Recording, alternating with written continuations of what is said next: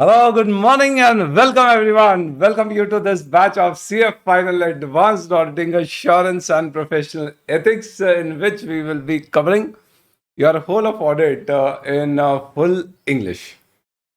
This is an exam oriented or a fast track batch in which we will cover all the topics of your syllabus with the object of covering the whole syllabus of audit and helping you to conceptually understand every topic and also make you capable to solve every question for it. Let us first take a quick discussion on the batch, on the duration, test, material, and then we will start with our very first chapter. So, in this batch of CF Final Audit, Namaskara, and once again, welcome. So, first and foremost, we need to understand, is audit a difficult subject, or is it difficult to write, or is it difficult to memorize? I think I should say yes, yes, yes in all of them. So I would just say it is difficult to score. That is where the problem is. And in order to score better, what you have to understand the very first day is audit is one subject, but it has different phases. Some chapters are very provision based, for which you will have to actually understand them very well. You'll have to read between the lines.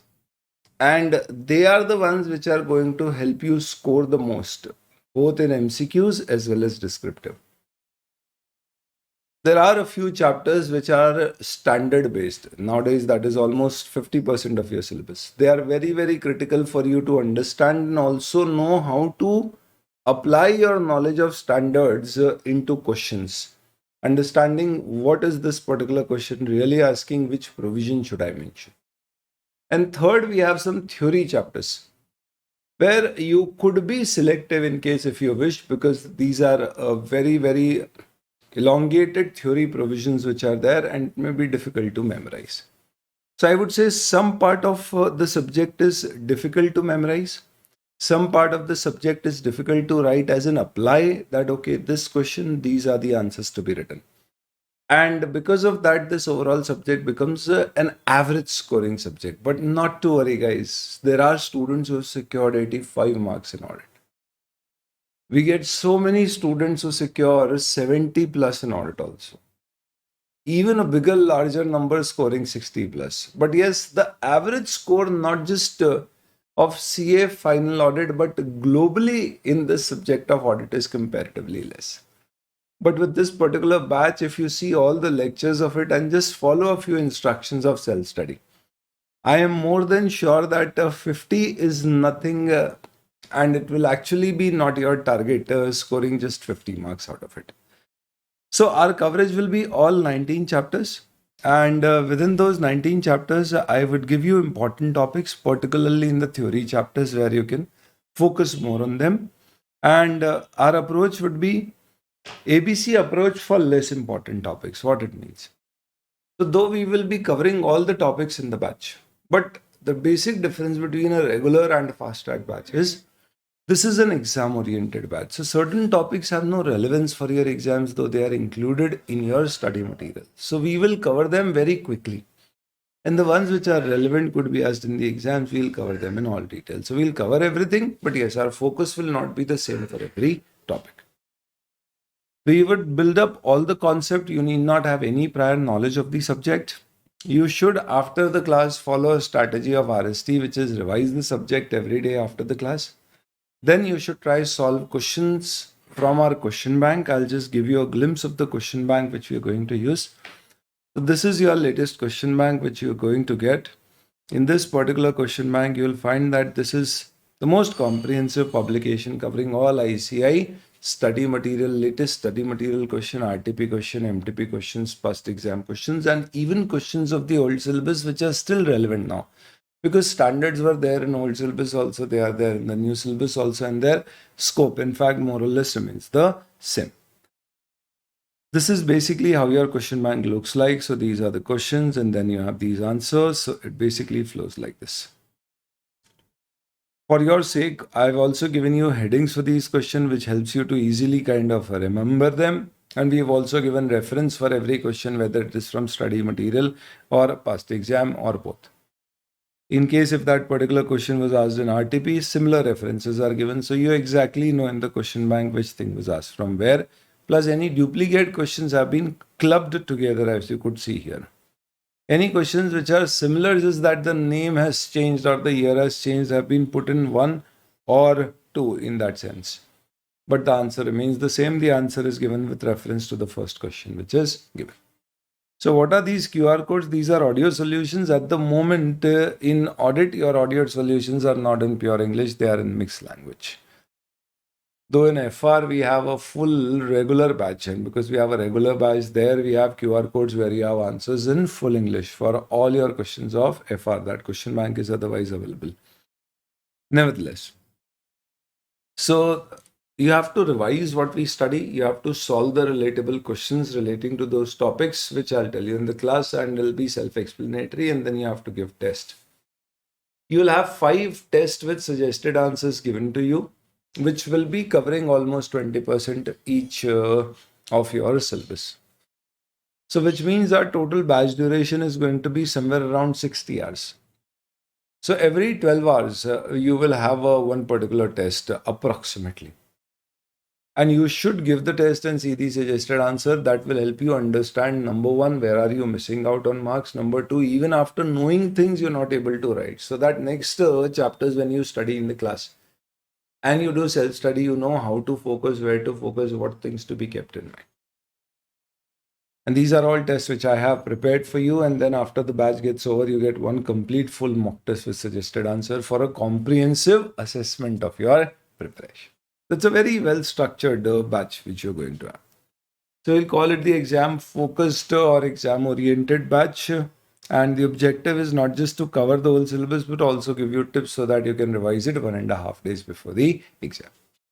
Come on, guys. Now let's come on to our subject and let's talk about how is this subject divided. So as I told you, audit is one subject with several lives.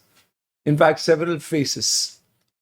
So one face of it or one part of this is professional ethics, which is going to be the first topic where we start with. It almost have MCQ plus descriptive combined around 20% of your marks coverage. 15 to 20%, that's what the institute says, and that's what the average past term marking scheme is. And this is your last chapter, chapter 19. This is going to be the first chapter which we'll discuss. This is one important topic for us because this is very scoring, interesting, can be easily memorized and remembered, and you can score full marks on this. Then you have all standard based chapter, which is chapter 1 to 11. These are all based on standards. This covers almost 50% of your syllabus. And here the problem is, if you understand them conceptually, you'll be able to answer every question in the exam. If you don't understand them conceptually, you'll just always keep on trying a trick how to remember these. These are very much doable. And then we have all the other chapters, which is basically chapter 12 to 18. In which there are 2 new chapters which are added, which are 12 and 18. Digital audit and sustainable development goals, environment, social and governance, ESG, SDG. This chapter, both these chapters will you expect one question from them, so it has a 10% weightage. And all the remaining chapters, so this is 12 and 18, so remaining are 13, 14, 15, 16 and 17. In total have around 20-25% of weightage. These are approximated weightage. These are the chapters which has the maximum theory content, and this makes audit really difficult to memorize. But you can see that even after proper strategizing, you can still cover most part of your audit very well and remember it. And the theory portion comparative would be just lesser for you in terms of memorizing it. So this is where, you actually can have an ABC approach. I mean, you can focus more on important, less on the other topics. Other topics or other chapters, you should basically cover it well, completely. Your paper has 30 marks of objective questions, which is one correct answer MCQs, and then you have 70% descriptive.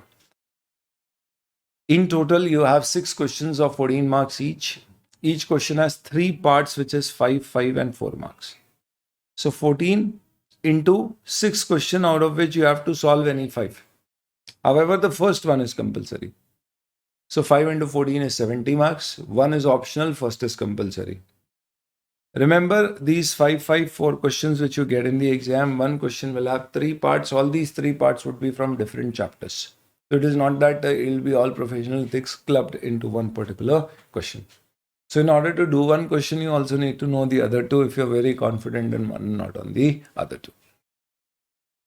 First question usually is mostly essay based. So at least 2 parts would be based on standard. So standard becomes one of the most important topics for you because 150%. And second, it covers a major portion of your, not just the syllabus, but also the compulsory question.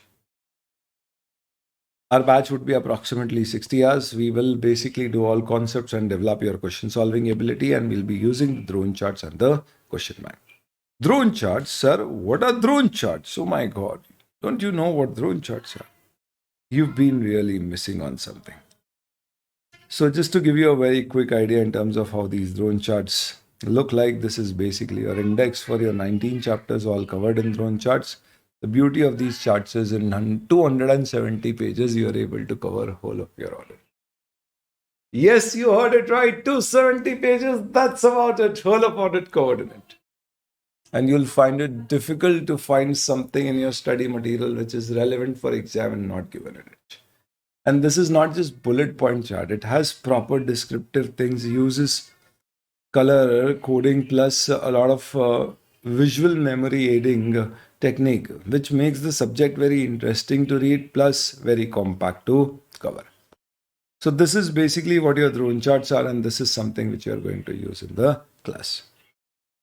All what is written here, these are known as board notes, and these board notes would be shared with you. So you basically get a copy of these particular board notes as a downloadable PDF just in case. Mostly everything is in the drone chart, so we don't have to write much except sometimes any example or scribbling is required. This is your ICAI module 19 chapters heading, and this is your drone chart index with which we will be covering things. So I think we are done with our basic discussion. Apart from this, you may just have some doubts in terms of how to solve doubts. So I solve all your doubts. What you have to do is just have to email your queries at this email ID. Apart from that, you want to directly connect with me, WhatsApp me a message on this particular number, and I am available at your disposal. Apart from that, for any technical related stuff, you can mail to this. This is what is the preferred mode. Mail it and you will promptly get an answer. Please save these 2 numbers in your contact because we, in several cases, would do broadcast with you, which is basically what we are going to share with you certain set of information on terms of updates and amendments and other things. You'll get those messages only once you have saved these 2 numbers in your contact. So I think that's good to go, guys, and let's get going with the very first chapter which we have, which is Code of Ethics, or let's call it as Professional Ethics. Now, what is this particular chapter of Code of Ethics or Professional Ethics? This is, excuse me. So you call it Professional Ethics, you call it Code of Ethics. Doesn't make really too much of a difference. What makes a difference is actually that the chapter is one of the most important chapter for your exams.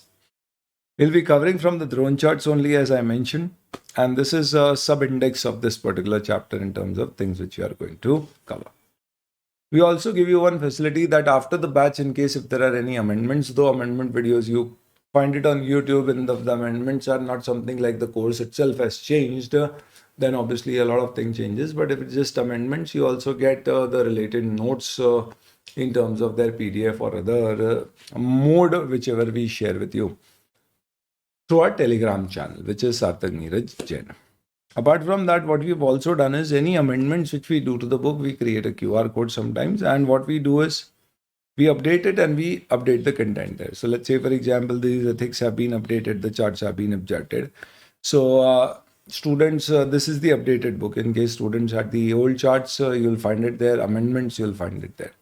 So this is some kind of a facility which we use. So we use technology as much as we can for your benefit. So let's get going, guys, and let's understand what do we mean by professional ethics. Now tell me one thing. Let's conceptually develop our understanding of this. The very first thing let me ask you is,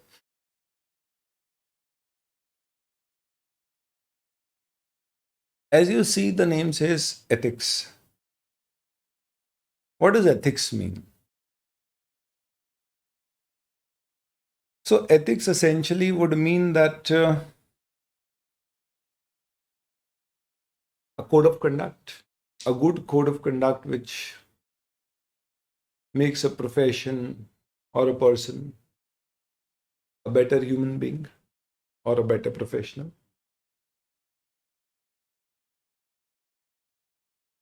But the question is not just who creates these ethics, but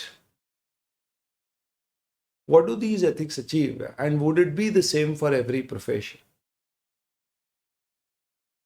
So let's say, for example, if a person comes to you, a chartered accountant, so yes, you are, of course, going to soon be. And he says that, hello, I have done some tax frauds and I want you to save me by manipulating my books of accounts or helping me to hide these frauds. Ideally, as a chartered accountant, should you accept this assignment? Oh, sir, yes, of course, a CA would. No, no, no, no, no, that's not allowed. Some people may do it, but that's unethical because a CA's job is not to hide tax evasions. In fact, we should rather say that if you've evaded tax, you should rather pay it off. That's what ideally the ethics would demand. But let's say, for example, if somebody has done a murder and goes to a lawyer and says, I have done a murder, but I want you to save me the best way possible.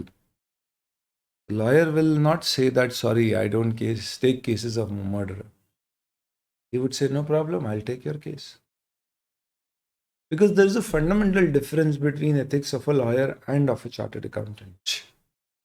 Ethics of lawyer would say that everybody has a right to justice, right of being heard.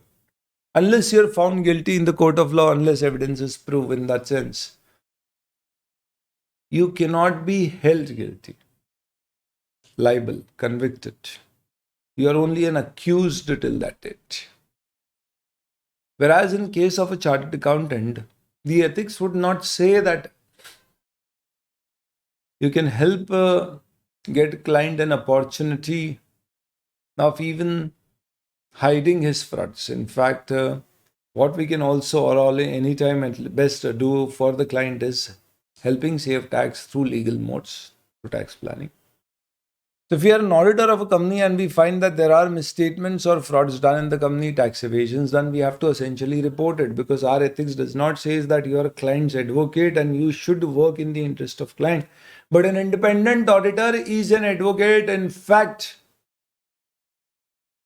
he's an avatar for the stakeholders. He works for their benefit, so that he says that I will give you the true and the fair picture of the financial statement so that you can make meaningful decisions out of it. So my objective is not to be an advocate of my client, but basically be to an advocate of truthfulness and fairness of the financial statement, being an independent auditor. So essentially, the nature of professions are different, and accordingly, the ethics for these professions are different. You will say, but still chartered accountant do accept it. That's another matter. Like a doctor's ethics, there would be a code of ethics for doctors as well. Ideally, what the doctor's ethics would say, maybe it would say to the doctor that, doctor, you should be, remember, you have a fiduciary, a fidelity capacity, a trust capacity of trust, in fact, a relationship of trust with your client. So you should ensure that your client's information is kept secret with respect to, in fact, it is only shared with the client or people known to the client, as in the patient, if it is in the interest of the client or if the client or the patient wishes so. In exceptional cases, you could possibly hide information from the client just in case if you feel that it is more helpful for recovery of the patient. Otherwise, you should not misuse that information for your personal advantage or share it with other people. Expose your patient about his vulnerabilities with others. You should be fair. You should not be charging. In fact, their ethics would probably also say that you should not recommend any treatment or a surgery unless it is necessary. But still, you may say some doctors do it. That's another matter. So ethics, if they were not there, I mean, you can understand how bad the things or worse the situation could be. Despite we having ethics, people do contravene with it. And that is why your institute wants you to be very, very strong as far as ethics are concerned. That is why nowhere in any particular paper you will find that this chapter has insignificant weightage, because this is something which the institute for sure wants you to know and follow very well. So basically, the ethics which have been created by the institute here, these ethics have been created in 3 volumes for you. It has provisions from the Chartered Accountant Act, regulations, certain notifications or guidelines issued by the Council of the CA Institute from time to time. So it is basically an assorted compilation of these materials into one particular book, which is known as Code of Ethics Volume 1, which talks about the ISBA code, which is nothing but an international ethical standard board for accountant based ethics. Volume 1 basically talks about the international code. You in your syllabus just have an overview of this code, which we'll discuss at the end. The reason for just having an overview is because ICAI is a member of the International Federation of Accountants, which is the body which publishes your IFRS and your international auditing standard ISAs, and even has an international code of ethics known as the ISBA code. You being a member cannot avoid following that code, and that is why we made this code mandatory for chartered accountants in India as well. However, this code obviously is not something which is so very significant, because we also additionally have our domestic code, which is a rule-based and a principle-based code, which details out what a chartered accountant is expected not to do. Like he should keep clients' confidential information secret and confidential, should not share it. He should not generally advertise or market its products or services except in permitted means. He should not hide the misstatements in the financial statement of a client if he is the auditor or is engaged in any professional capacity with the client. So these are kind of conducts which have been prescribed, and these are specific conducts prescribed and mandatory for a chartered accountant, which is given in volume 2 of your Code of Ethics book. Though in your syllabus you have no segregation of volume 1, 2 and 3 separately, whatever is there in your course is given in your study material under one chapter, and that is what we are going to discuss. But this is just for your general knowledge. This is something which is actually must for your exams. I mean, this is discussed in detail in your syllabus. And then volume 3 is just a case law referencer, all the past cases with respect to disciplinary actions taken by the Institute for Chartered Accountants members, is what we call them, who have not followed the Code of Ethics and have been found guilty as to what they have done wrong. There is a compilation of such case laws, which is volume 3 of the book, which is known as the case law referencer, which is not in your syllabus at all. So this is no need to cover because it's not completely there in your syllabus. So we will first start with volume 2, which is the domestic code. Now, ICAI volume 2 domestic code would be 90% of our discussion, in which what we have to discuss is a plethora of things, which basically starts with or includes with. So we first start with so this chapter is something which I have just created for you for the purpose of our discussion. The first thing which we'll start with is member deemed to be in practice. And what is that? In drone charts, you should directly jump on. This is your 19th chapter. And we are directly jumping on to page number 232, member deemed to be in practice. Now, what is this? Tell me one thing. Will the institute have a same code for every member? Every member as in every chartered accountant? So, let me put the question differently to you. Would the code be same for a chartered accountant who is in practice and a chartered accountant who is not in practice? I mean, chartered accountants either take practice as a profession, and then they practice in terms of doing audit of financial statements of entity and all, and then there is this other category which gets into job, and there is this third category which doesn't do anything except, let's say, teaching people like me. Don't you say that? I also did job in ITC for 3 years, 2.5 years plus, and I was in their internal audit department, so I've done a lot of audit with ITC Limited. ITC, I'm sure you know about it, right? You use a lot of products of ITC, like Gold Flake. No, sir, classmate. Oh, sorry. So, a member who's in job, business, will he have the same set of principles governing him by the CA Institute in the ethics as a member who is in practice? Definitely not. Why?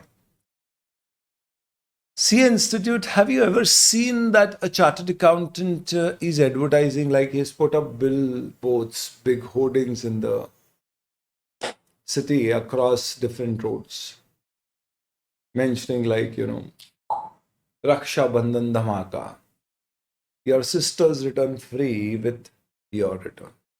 Valentine's offer, 1+1 free, get one audit done and another free. Deepavali, Pongal Dhamaka. Get returns of your family filed at a price of just $9.99 per return. You don't see ads like these. Have you ever seen a chartered accountant playing a radio jingle like this? We are the best. We are the cheapest. Most economical. Since we are in your city, everybody else is taking rest. Because, yes, you heard it right. We are the best. You don't find these ads. Why a chartered accountant does not know how to advertise? It's not like that. He is not permitted to advertise. But with CA, Kumar Mangalam Billa is also a chartered accountant running Aditya Billa business. Aditya Billa does advertises, though he is a director in the company. But then there is no prohibition there, because if you are into business, so Aman Gupta does advertising for its board, that's okay, though he's a chartered accountant, but he's not in practice.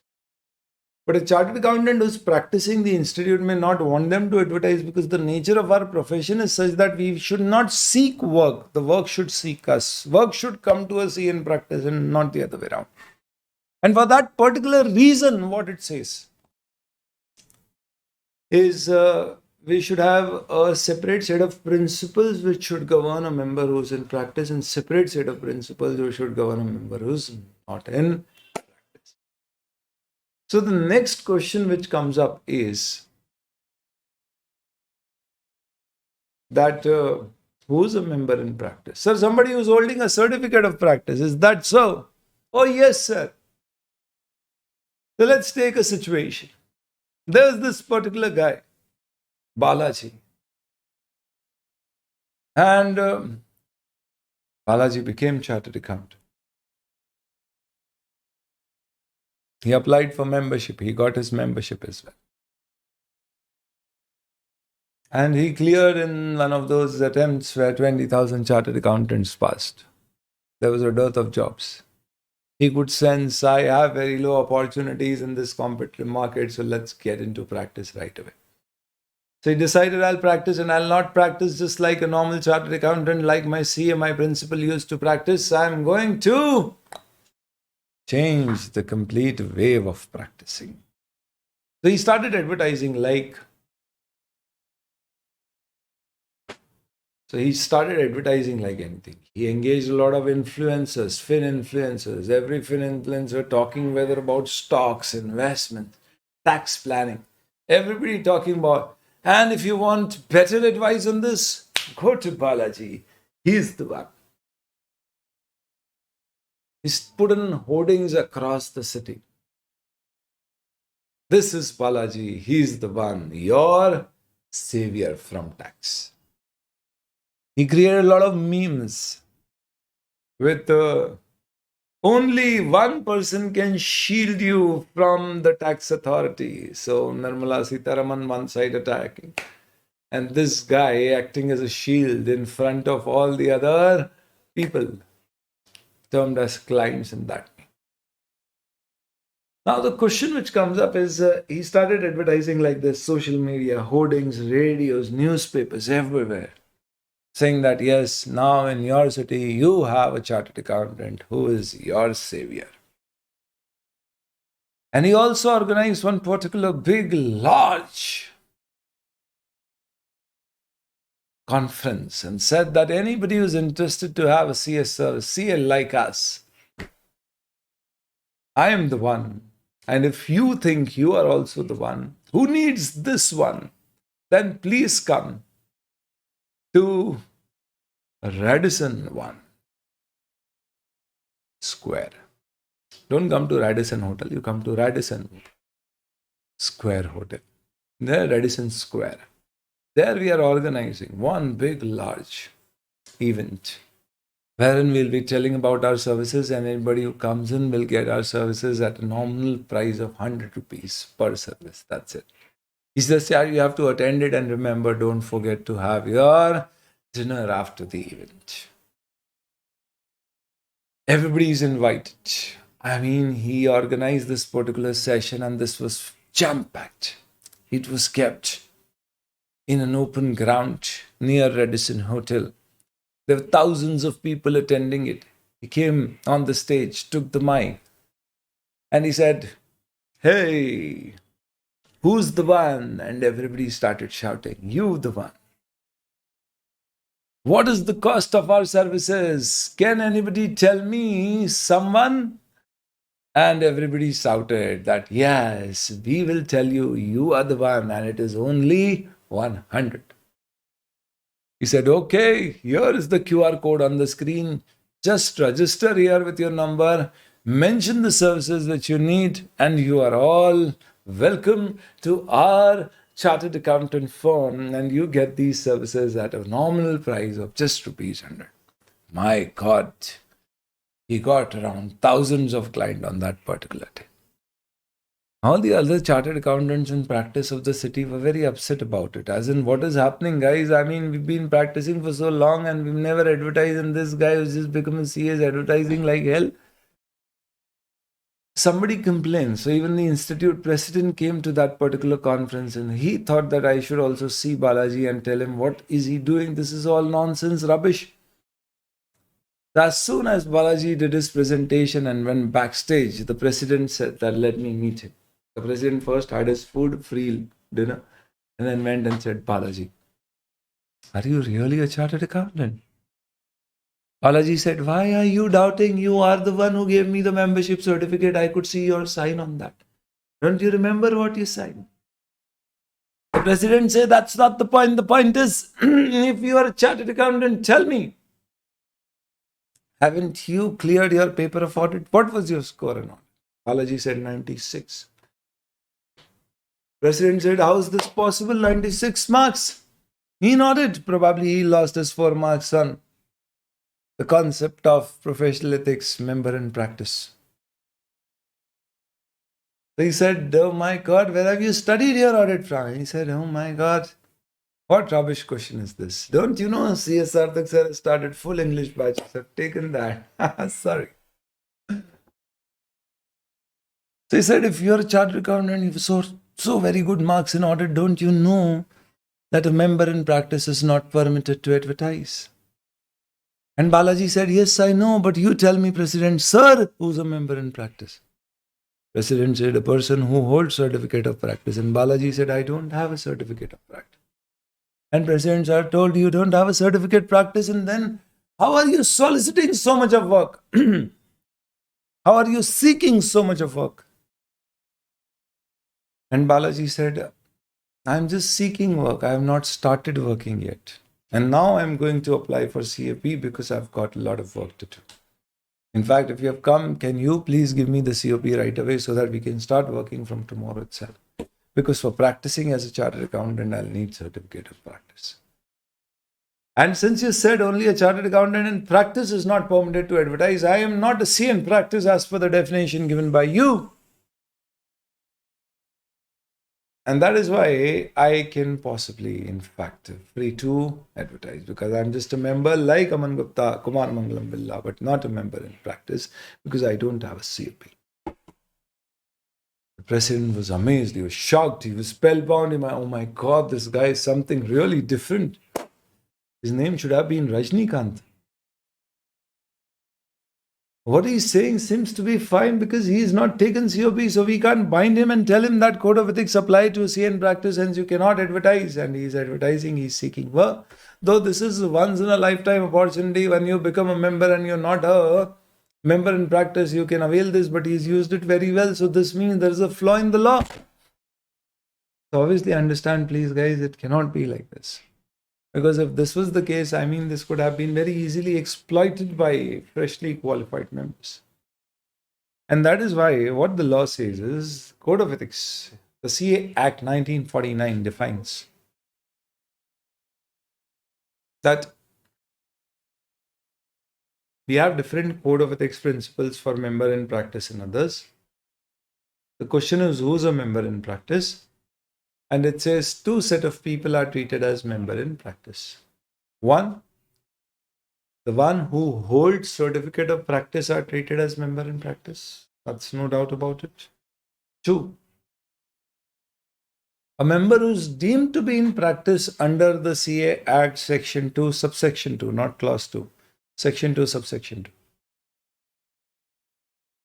A member who is deemed to be in practice under Section 2, subsection 2 of the CA Act is also deemed to be a member in practice and has to follow all the provisions of the Code of Ethics.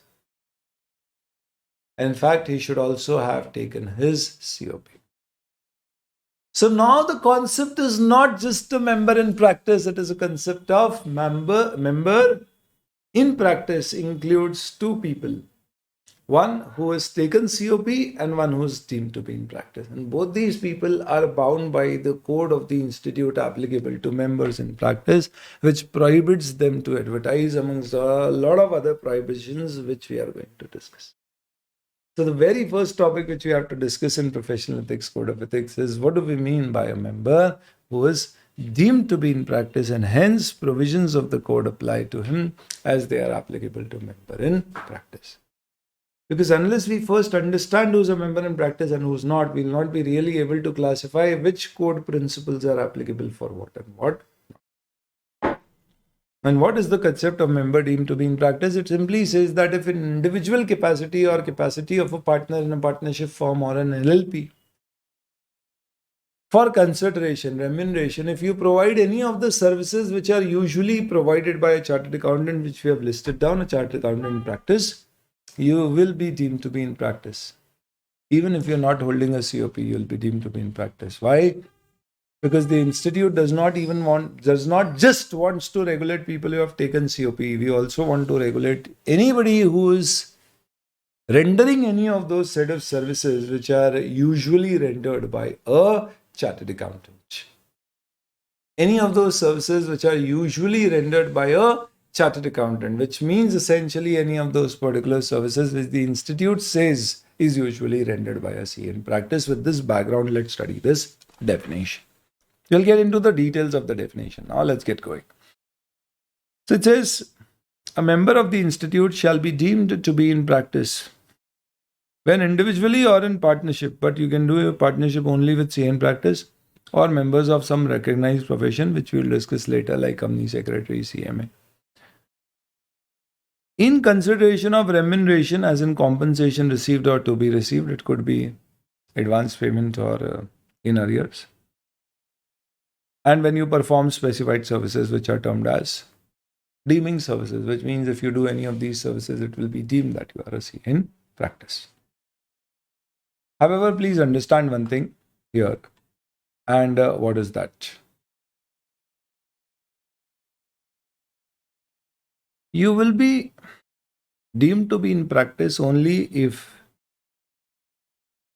number one, you are a member of the institute. That means you are a chartered accountant. Somebody who's cleared his CA exams and has not yet taken a membership, these provisions will not apply, but he will not be able to then claim himself to be a chartered accountant. And see, if you're not claiming yourself to be a chartered accountant and you're not a member, you're not a member of CA, and if you want to advertise that I'm giving services of tax consultancy, otherwise nobody can prohibit you to do that. But you will not be able to do tax audits and other things. Plus, you'll not be able to say that you're a chartered accountant because you've not taken your membership. So you'll not be really able to attract people like that, as Balaji could. So number one, you're a member of the institute. Number two, individually or in partnership, you are providing services. So if you form a company and through that particular company, you provide services and you're a director of that company, then you will not be deemed to be in practice because you're providing those services in the capacity of the company. You're just an employee or director of that company. Having said that, this could become a very easy way out that we, instead of making an individual or a partnership firm, will create a company, become a director there, and that company will provide all accounting, auditing services. And then the company is also free to advertise because artificial person company is not covered under the code of ethics. And member is also not deemed to be in practice because he is not technically covered in this definition because he is not giving it individually or in partnership. So in order to tackle such situation, the institute has created a section under the CA Act 1949 section 25 which says companies are not allowed to engage in the practice of accountancy, which means a company is not allowed to provide any attestation services like doing tax audit, company audit. We'll come to that a little later. What do we mean by attestation? But very briefly, you can say that there are certain powers which are given under several acts to a chartered accountant in practice, like doing company audit, tax audit, providing certificates for certain things. These powers are given only to a chartered accountant who is practicing either as an individual or as a partner in a partnership firm or LLP. If you are forming a company, becoming a director, practicing there, we are not allowing you in that case to take such assignment. So you cannot keep articles in that case. You cannot take any services, attestation work, essentially any work where you have a statutory right to conduct audits and nobody else, or only a few set of people, including you, have that right. So to exercise that right, you have to either work or act as an individual or as a partner. That is why only these provisions of CA deemed to be in practice are applicable when you are working as an individual proprietor or a partner in a firm. You're doing this for consideration. So if you're providing any service for free, let's say for example, you're doing tax filing returns, audits for any trust society and you're not charging any fees for it, then probably we will not cover it because many a times to our relatives also we'll give tax advice and all. We don't charge any consideration for it. For institute will not held us deemed to be in practice for that. And now the question which comes is what services would make us deemed to be in practice? Before that, let's take some quick questions. Can a CA in practice enter into partnership with a CA who is not in practice? First question. So seeing this provision, it says a CA in practice can enter into partnership with some set of other people also, but not in any case with CA who is not in practice. We'll discuss this later. Will a member providing accounting related service for consideration be deemed to be in practice? So it is a member. He is providing accounting related services, which are a part of deeming services. You will just get to know it very soon. And he is doing it for consideration. If nothing is mentioned, we will assume he is giving it in individual capacity. So the answer is yes, if he is providing it in individual or partner capacity. But if he provides these services as director of a company, will he be deemed to be in practice? No. He can provide accounting services. He cannot provide attestation services. What are attestation services? Where you need to use your statutory right to attest or sign or certify something. So a chartered accountant wants to practice. He can either practice as an individual proprietor or as a partner, but not as a company. Now, the bigger question which is important for your exam is what do you mean by deeming services? When do we say a member is deemed to be in practice? So if a member individually or in partnership for a consideration received or to be received performs any of the specified services, he is deemed to be in practice. These are the specified services. Number one, he engages himself in the practice of accountancy. So he does anything which is usually done by a chartered accountant. If he performs or even offers to perform, as Balaji did, he didn't perform any service, but he offered to perform certain set of services, because of which he is deemed to be in practice. Hence, the provisions of members in practice code of ethics are applicable on him, which includes he cannot advertise. If he is advertised, he will be held guilty. If he offers to perform or perform services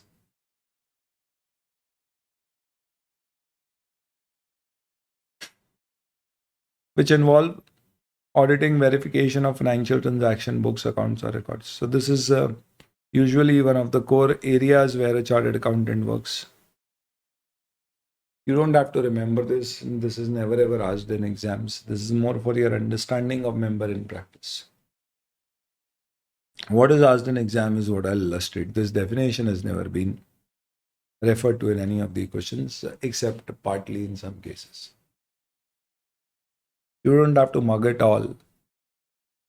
So he performs auditing or verification, or he's involved in preparation, verification, certification of financial accounting and related statements. So sometimes a chartered accountant may just help you to prepare or verify the prepared, not audit them. Your financial statements.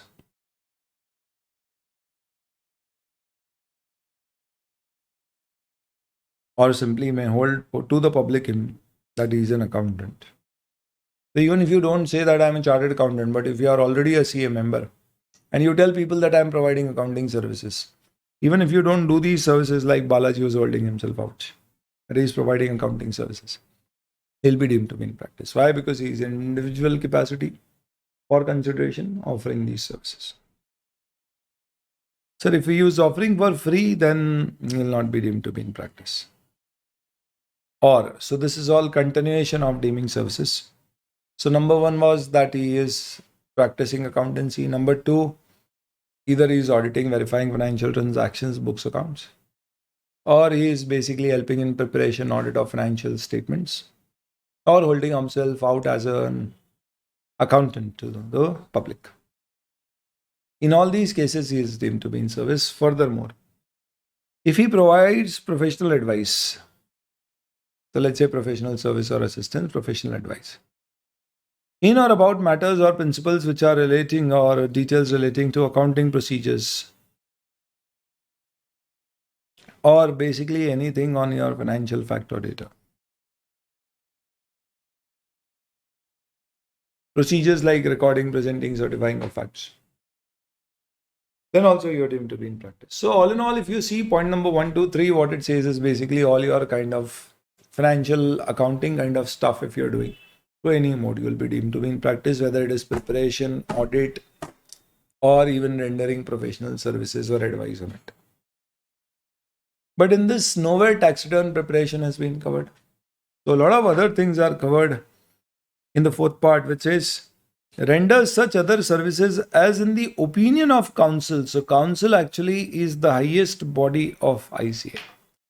See, ICAI is a body corporate. It is an artificial person. It is created under an act of the parliament. So it's a statutory body. Any artificial person needs to be run by a certain set of people. And this is the council of the CA Institute, which runs the institute, which is elected every 3 years, 4 years. And that is the highest body. It has the powers to change the provisions of the act, obviously subject to approval of the parliament, or change the regulations which they themselves can change and table it to the parliament. So if in the opinion of council, you are providing any of the services which the council feels are usually given by a CA, a practicing CA, then also you will be deemed to be in practice. Now the question is, what are these other services which in the opinion of council are rendered or may be rendered by a CA in practice? These other services are termed as notified services. So the council has notified these set of services through various notifications at different point of time. And these services, notified services, which is the fourth part, which is the most important part, are divided in two parts. One is management consultancy services, and second is attestation and other representation and other services. What it says is that any kind of management related consultancy, if you are providing. Now, management consultancy is a very broad term. So what in management consultancy? That is something which has been detailed here. You can generally say that in whatever areas you do MBA, all those areas are covered in this except marketing and sales, because that's not the forte of a chartered accountant. Now I'll explain you this further, but let me just take one example to illustrate what we are discussing so that we are all at the same page. Okay. Now, what is this which we are discussing? Just hold on, guys, for a minute and let's take a pause and try to understand. We know code of ethics is not the same for every chartered accountant. It is different for a CA in practice and not in practice. So who's a CA in practice? It includes COP holder plus deemed to be in practice. Who's deemed to be in practice? If somebody individually partnership for consideration, providing specified services, then he is deemed to be in practice. What are specified services? Accounting, auditing plus notified services. So if you are giving notified services, then also you are deemed to be in practice. So what are notified services? 2, management consultancy and others. So what is management consultancy services? It includes a lot of things, which includes number 1, financial management related consultancy services. Which means what? I am a chartered accountant. A company comes to me and says that I want your service, and I say, okay, you want your financial statements audited to be audited by me. He said, no, I already have an auditor who does that. So I said, okay, you need any certificates for income tax? No. He said, no, I don't need any certificates. I have another CEO who does that. I said, you want to get me do some your audit verification of financial related stuff or record any matter for you, compile accounts? He said, no, for all accounting, auditing, financial matters, I have somebody. I said, then what do you want from me? He said, I just want you to give us some investment advice as to how should and where should we manage our funds. That's it. So we just want some financial management advice from you as to where and how should we invest our funds. What are the various avenues available? And I said, oh, you just want a consultation? I said, yes. The client said, yes. He said, we'll charge you ₹1,00,000 fees for it. He said, okay. And we said, okay, we'll give you a complete report which will entail you in terms of, what all avenues of investments are available. And in fact, if you tell us your risk appetite and amount involved and your objectives of investment, I can also create an investment plan for you, which you can use to invest. He said, yes, we want you to do that. So if a chartered accountant wants to know that giving these service itself or in itself will make him deemed to be in practice because he is providing it individually or in partnership for a consideration. The answer is, though it is not covered under any member deemed to be in practice 1, 2, 3 clauses of your definition of section 2, subsection 2. But in your management consultancy services, point number 1, financial management, this is a financial management related consultancy service. And if you're providing such consultancy service, you'll be deemed to be in practice.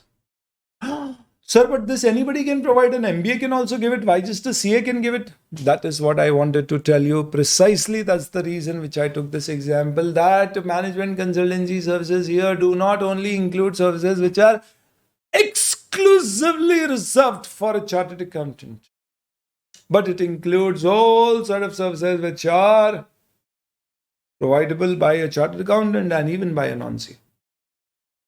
Because the institute runs with a different logic. What it says is, we believe usually a chartered accountant provides these services, or he can provide these services even if he is in practice. Now, when a person goes to an MBA and goes to a CA, he has different sets of expectation. He feels with chartered accountants, he is in safer hands. These are more reliable guys. They will do more detailed working. So he has certain expectations from you. And for that particular reason, we want you, member, to be covered or treated as a CA in practice so that we can regulate you more. We can make compulsory trainings on you mandatory. We can avoid you from advertising, making false commitments. because we want to regulate, in fact, ensure that the image of the profession is intact. So please understand, these services are not going to include those services which are exclusively reserved for a CA only. These could be any services which could be given by any non-CA also. But if a CA is providing these services for consideration individually or in partnership, he will be deemed to be in practice. So let's say, for example, I've completed my chartered accountancy course, taken the membership. I am not doing any audit, company audit, tax audit, anything, but I'm just providing investment advisory services in individual capacity. Will I be deemed to be in practice? Yes, you will be. But why, sir? I'm just giving investment advice, because normally these services are given by a CA. That's why the institute has included that as a part of management consultancy services. And if you provide these services in individual capacity for consideration, you are deemed to be in practice. So I hope this is absolutely clear to you. So, number one is, any of these services, if you are providing, you will be deemed to be in practice. If you are a member, obviously. If you're not a member, no. Now, financial management related, would it include investment advice? Yes, it does. It is a part of it. But what it does not include is portfolio management. This service is not what the institute wants to cover under management consultancy services. So what it means is, it means two things.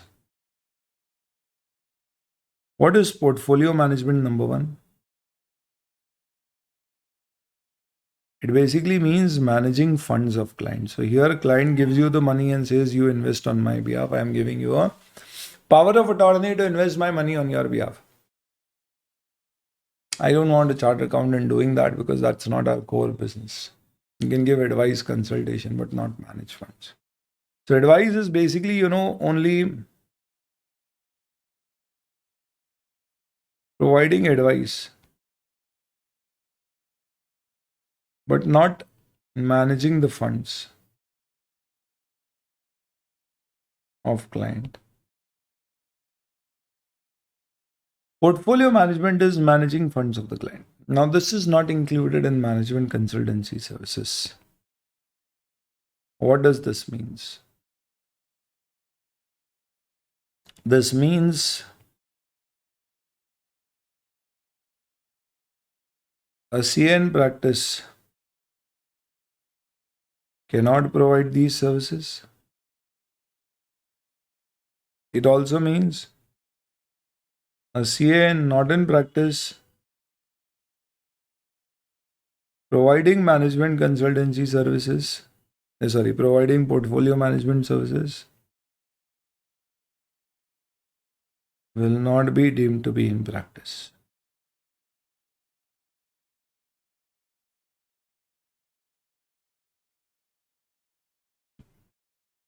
So that's a good thing, sir. If we manage portfolio, we will not be deemed to be in practice. So we don't have to take COP. We will not be covered in the institute's code for CA in practice. Absolutely. So that's nice. Yeah, I think it is. But then, as soon as you decide that, okay, we are going to give portfolio management services, we will not take COP, we will also not be required to take it. The institute will say, now, because you're doing a business which is not a business of chartered accountancy profession by providing such services. Now, if you want to also practice as a chartered accountant, we will usually not allow you to. So there is one clause 11 which we'll discuss, which says what?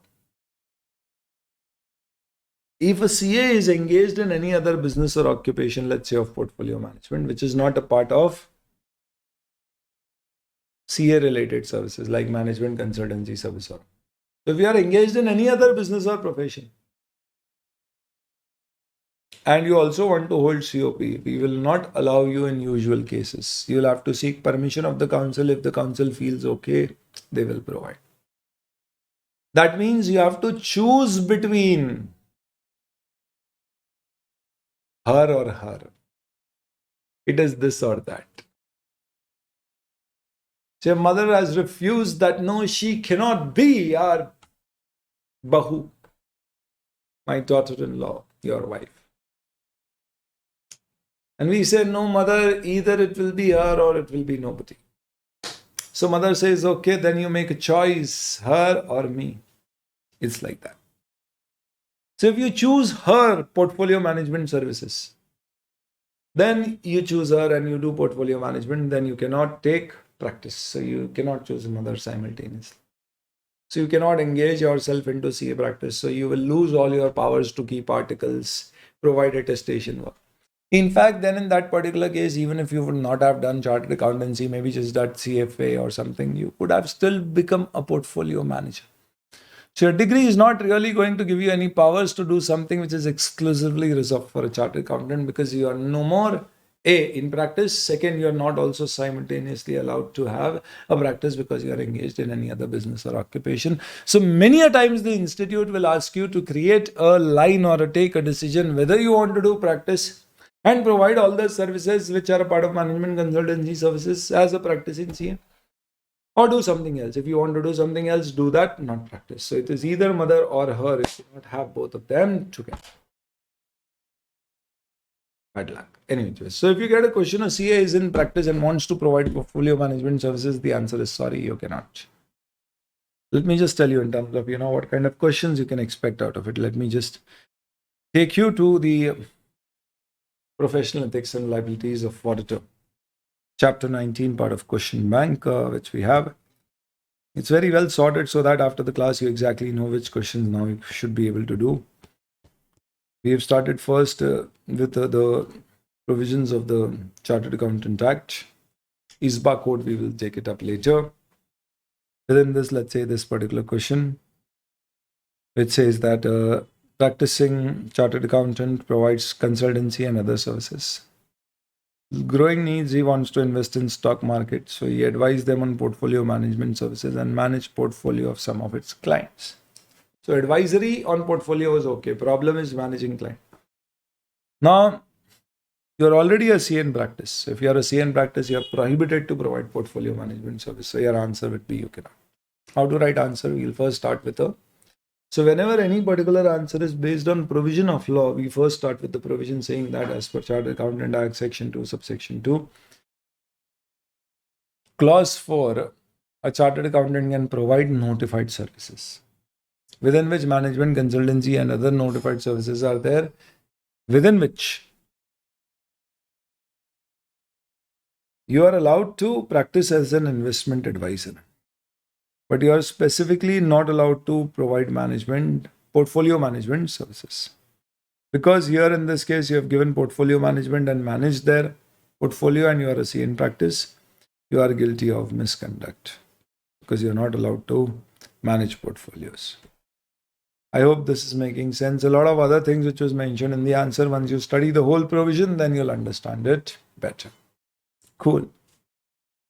So that was just one example. Then you have cost management related services, which is fine. Business management and organization services and management, business consultancy, whether to acquire this business or not, whether to continue this business, whether to shut it down. Systems management services. EDP is electronic data processing, which is nothing but computerized accounting. It says services to analyze and design system for any particular company. A lot of chartered accountants nowadays are into ERP implementation. They help mid-sized businesses apply SAP or similar softwares in their entity and automate their work process flow. So a CA in practice is allowed to provide these services. Now, these means two things. Please understand. If I ask you one question now, tell me, what do you think the gamut of services which we are going to discuss in management consultancy services, is it wider the better or narrower the better? What do you feel? The more the number of services are mentioned under management consultancy services, the better it would be, or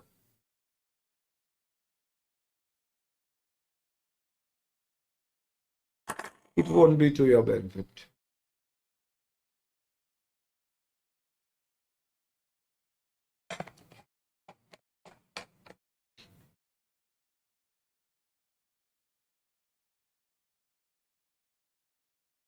So please understand. It has two implications. Number one,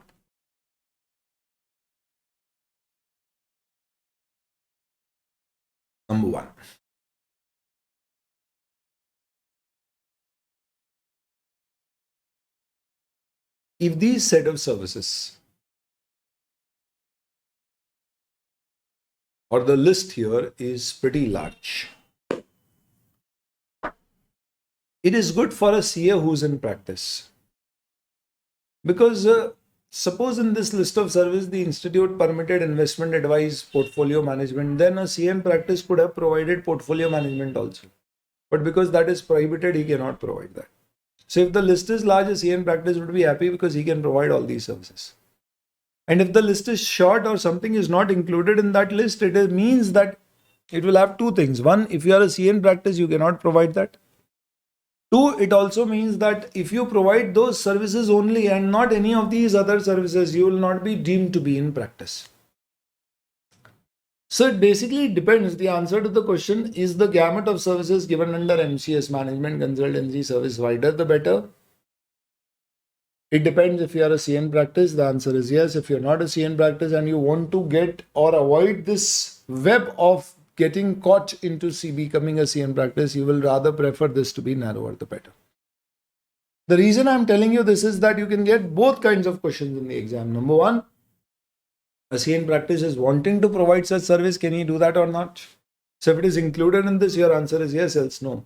Number two, a CA who's not having a COP and providing this service, whether he'll be deemed to be in practice. So those questions will also be answered using these fundamentals. Okay, so we're talking about systems management. Let's say system analysis design. Computer related service like selecting hardware, development of software, in areas which can otherwise be rendered by a CA. So I'm not talking about website development and all, but more in terms of accounting softwares and all.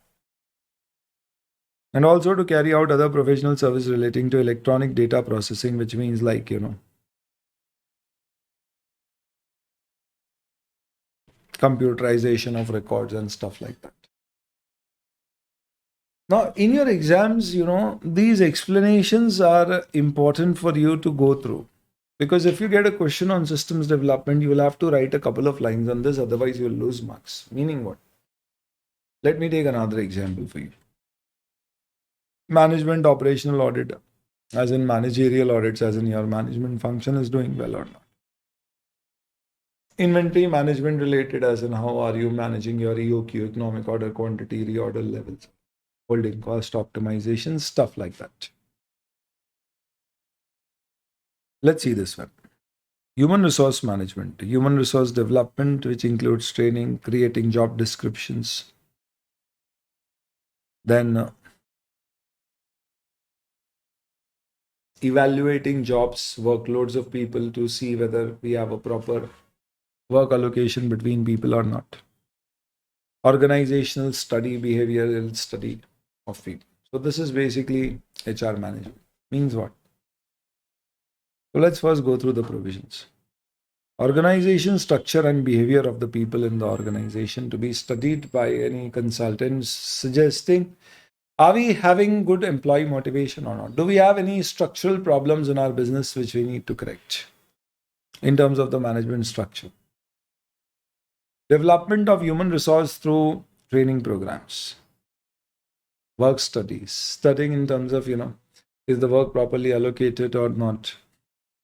Job descriptions, have we clearly defined responsibilities of people? Job evaluation, workload evaluation, these kind of things usually a management MBA would provide. But it is included as a part of notified services for a CA in practice. So CA giving these services in individual partnership capacity for consideration will be deemed to be in practice, or the other way is CA in practice can provide such service. Now, there's these couple of lines which are given here. What are the importance of these lines? Let me just explain that to you. I'll also explain you how the marking scheme of the institute runs for your paper of audit.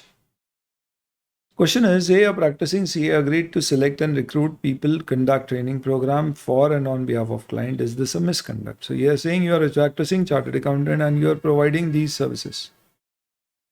Is there any problem in that? So no, because this is a part of HR consultancy management services, which a chartered accountant in practice can provide. It's a part of management consultancy service. Now, how do you write your answer section 2, subsection 2? says a member will be deemed to be in practice if he provides any of the services, which includes notified services, which includes management consultancy services, which include HR management services. So you have given reference of 2.2. Clause 4 then says you can enter into management consultancy and other service. Consultancy services include a whole lot of things, including personnel recruitment and selection. Now, all this what you have written here will give you, if this is a 4-mark question, you will get 1 to 2 marks for your conclusion. You will get basically 1 to 2 marks for this.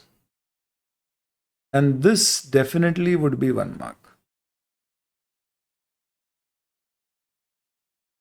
Where what you are doing is you're just defining what do we mean by personnel recruitment and selection or HR consultancy service. So this includes development of human resource, including designing training program, work study, job description, evaluation of workloads, etc.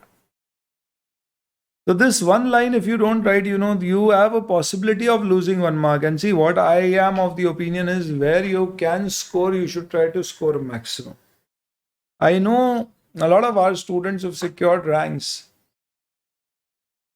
And ranks like, AIR 8, AIR 3, 9. They have shared, you can find their interviews also, some cases in YouTube, on our YouTube channel, that we didn't attempt 100 marks paper. We attempted 88 marks, 92 marks. We left few questions because we are of the opinion whatever we attempt, we will attempt it very accurately. I'm not saying every ranker follows that strategy. Some people ensure that, we attempt every question so that we at least get some marks in all questions.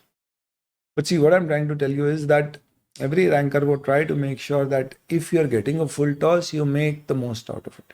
The simple question, if you just casually handle it and you don't make runs out of it, please understand there are going to be those difficult questions. How do you expect you're going to make more runs in those difficult ones or difficult balls? So I hope you're getting what I'm trying to say. Questions like this, you should score 100%. For that, you should not miss out on anything, which includes you should also not miss out on small explanation like this. This may not be accurate, but it should be there existent in your answer. So that is why please understand whatever I've included in the thrown charts are matters which are all relevant for your exams and would require citation if you have a question on that. So please don't miss out on any particular aspect. You can just generally go through it and may not remember it in all details or 100%, but yes, at least a bit of it should be mentioned. So with this question answer, I'm so explaining you what kind of questions do you get on these provisions, how to write and how to score best out of it. Next. Valuation of shares in business, market research. Other decision-making services, being an advisor or consultant to an issue or public issue or something, registrar to an issue but not merchant banking. This is also important. So 2 exclusions are very important. One, you cannot provide, in practice, cannot provide portfolio management services, and second, you cannot do merchant banking. What is merchant banking, sir? Merchant banking basically means that a company coming out with a public issue of shares, debentures, recruits a merchant banker, appoints, engages a merchant banker, and tells that you manage the whole show, which primarily includes advertising the public issue, coordinating with a lot of brokers, potential investors, ensuring that we get our full subscription. Because this involves a sales pitch, underwriting. You're committing, guaranteeing that we'll ensure that the issue is fully subscribed or X time subscribed. And if not, we will buy those different shares or a shortfall. This is more of a guarantor kind of a role where you're doing more of marketing stuff rather than actually providing consultation. That is why the institute has specifically said that you cannot be a merchant banker, but you can be an advisor to or a consultant to an issue. So this is green, but this is red, not permitted. So the green part is advisor or consultant to an issue. What does that mean? So this basically means providing all consultancy related services to an issue, which could include a whole lot of things like making the prospectus, filing it for listing, SEBI's formality compliance, compliance of formality of ROC, exchange, making a budget, selecting the media, holding conferences, banker to an issue, collection, broker, underwriter. What you are doing is basically you are assisting to recruit. So you are helping them to identify, engage these people, but you are yourself not doing these things, right? You're not underwriting yourself. You're not a banker to an issue where you will get money. Obviously, it will be a bank. They are helping them to arrange these people. Then who could be registered to an issue? Who should be printing your memorandum of association, article of association, prospectus, or whatever things. I mean, prospectus in case of publication. Who can you use for advertising your public issue? And then once issue is done, ensuring allotment is done, instruments are listed, we dispatch the certificates and all that. So remember, this is permitted, but any kind of broking, underwriting, or portfolio management is not permitted. So you'll also have to briefly remember these 4 points. Number 1, a public issue starts with prospectus. So this is the keyword. Then it includes selection of a lot of people who will be useful for you for this public issue. So that's the second one. The third one is also again relating to the second one, selection of registrar and all. And finally, once your issue is done, post-issue support services. All these services you are permitted to provide if you are a CA in practice, and if you provide, you'll be deemed to be in practice. This is advisor to an issue, consultant to an issue. You can do quality audit, environment audit, energy audit. You can work as recovery consultant in the banking sector. What it means? 1, only in banking sector. 2, a consultant but not an agent.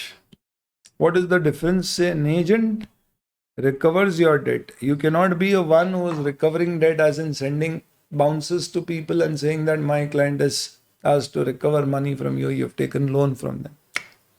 I'm just a consultant. I'll just negotiate with the borrower, the banker, and ensure that if the money is not coming somehow or the other, it gets settled. So you can be a consultant. RBI empanel such consultant. They have a particular fees which they get if the settlement happens within the bank, normally with non-performing NP assets. You can work that ways for a banking sector, but not for other sectors. And also just be a consultant. You can give insurance advice, but not brokerage. So you cannot sell insurance policies or collect brokerages from insurance company or consultancy fees for selling their policies. You're not allowed to sell LICs or general insurance. You're permitted to act as insolvency professional or registered valuer, but registered valuer only for securities or financial assets and not for PP like assets. The things which are in our domain, as in valuation of security, because that's more of a financial matter. And you're also allowed to give admin services, which are basically services which are clerical in nature and involve little professional judgment, like compiling your data into accounts, ensuring that the vouchers are entered in the books, filing returns, keeping a track of, when to file returns. So data entry services, filling of statutory forms and all, submitting the forms, ROC forms, other forms, monitoring statutory filing dates, advising, like a GST practitioner or stuff. These are the kind of services which are also allowed as a part of administrative services. You need to remember them. You need to remember this as well, advisor or consultant to an issue. Merchant banker, portfolio management. These are some important services. HR management, systems management, all which are being detailed. So try to remember as much as you can for it. But I told you that within management consultancy services, within section 2, subsection 2, clause 4, other services, there are 2 services, management consultancy service and other notified service. So let's come to other notified services and representation services. A CA will be deemed to be in practice if he, in professional capacity, but not personal capacity, as in personally without any consideration to your friends, relatives, anybody. nor as an employee if you're providing. So I did internal audit in ITC as an employee of that. So I was not deemed to be in practice because I was working as an employee, not as a partner or a individual. So in professional capacity, if you act as a liquidator, you can. So liquidator is a person who, when a company gets liquidated, we basically help them realize the asset and sell the liabilities and share the remaining with shareholders. Trustees, whenever a person wants to create a trust and manage property under trust, you can be appointed as a trustee to that trust. Executor, when a person dies, a person could execute, or he has a will that is to be executed. In short, that it is followed. That is executor. You can, as a CA, be an executor of wills as a professional for services. See, for you, if you're doing for your own family or something, that is definitely not deeming you to be in service or practice because you're not doing it for consideration. Administrator, which is basically for assets. People sometimes appoint somebody who can take care of their assets like real estate property and all if they're out of country. Arbitrator, you understand, somebody who helps in out of court settlement. Official receiver or receiver, somebody becomes insolvent, then how to settle the dues. That is the work of an official receiver. And then there are these other set of services which are given, which is advisor or representative for any costing, financial or taxation matters. Now, this will help you to understand what I was talking about earlier. If you are working as an advisor, even in taxation matters, and if you are a CA in practice, if you are a CA. So I'm just a chartered accountant. I do no attestation work, nothing, but I just provide tax consultancy for money individually. I'll be deemed to be in practice because I'll be covered under notified and other services that I am providing, representation and other notified services. I am providing services of advisor on taxation matter. So on any financial costing or taxation matter, if you provide any kind of just simple advice or you represent the client in front of Commissioner Appeals Tribunal for his tax related cases, you will be deemed to be in practice. You need to have a COP for it. So all matters like costing, financial and transaction.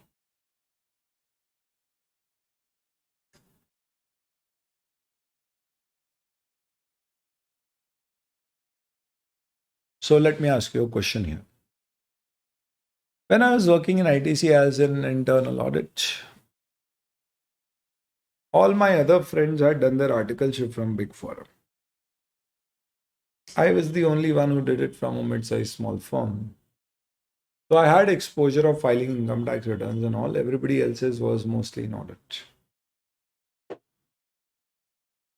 So as the year passed by, we got our first annual salary completed and we had to file our first income tax return. So I knew how to file it. I filed it because nowadays it's very easy. Earlier it used to be a little more tricky. So the others asked me, did you file your income tax return and how did you file it? I said, I just filed it myself. And he said, oh, why? Can you help us file it? I said, no problem. Why not? I would.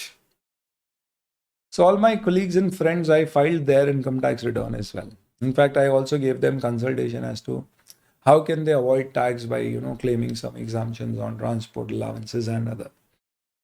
They're all very happy. They recommended it to other people in ITC who were doing jobs in ITC, who were not a part of my team or group, but others, engineers, MBAs. So they also started approaching me saying, hey, Sarthak, we want to file our income tax returns and we don't have a CA yet. So can you help us file it? And I said, wow, this file looks to be a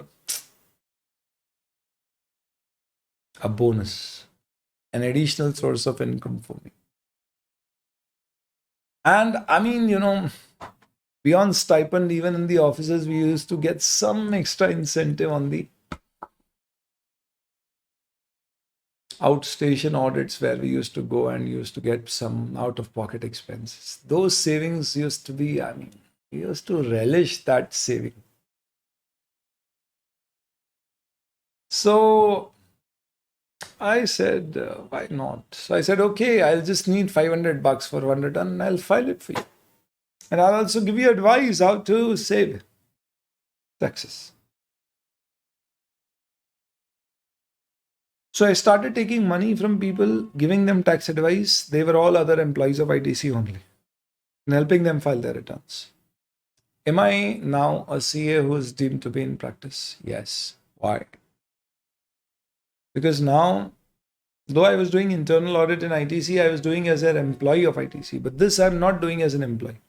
It was not that ITC has appointed me in their HR department saying that you help all the employees file their income tax returns here.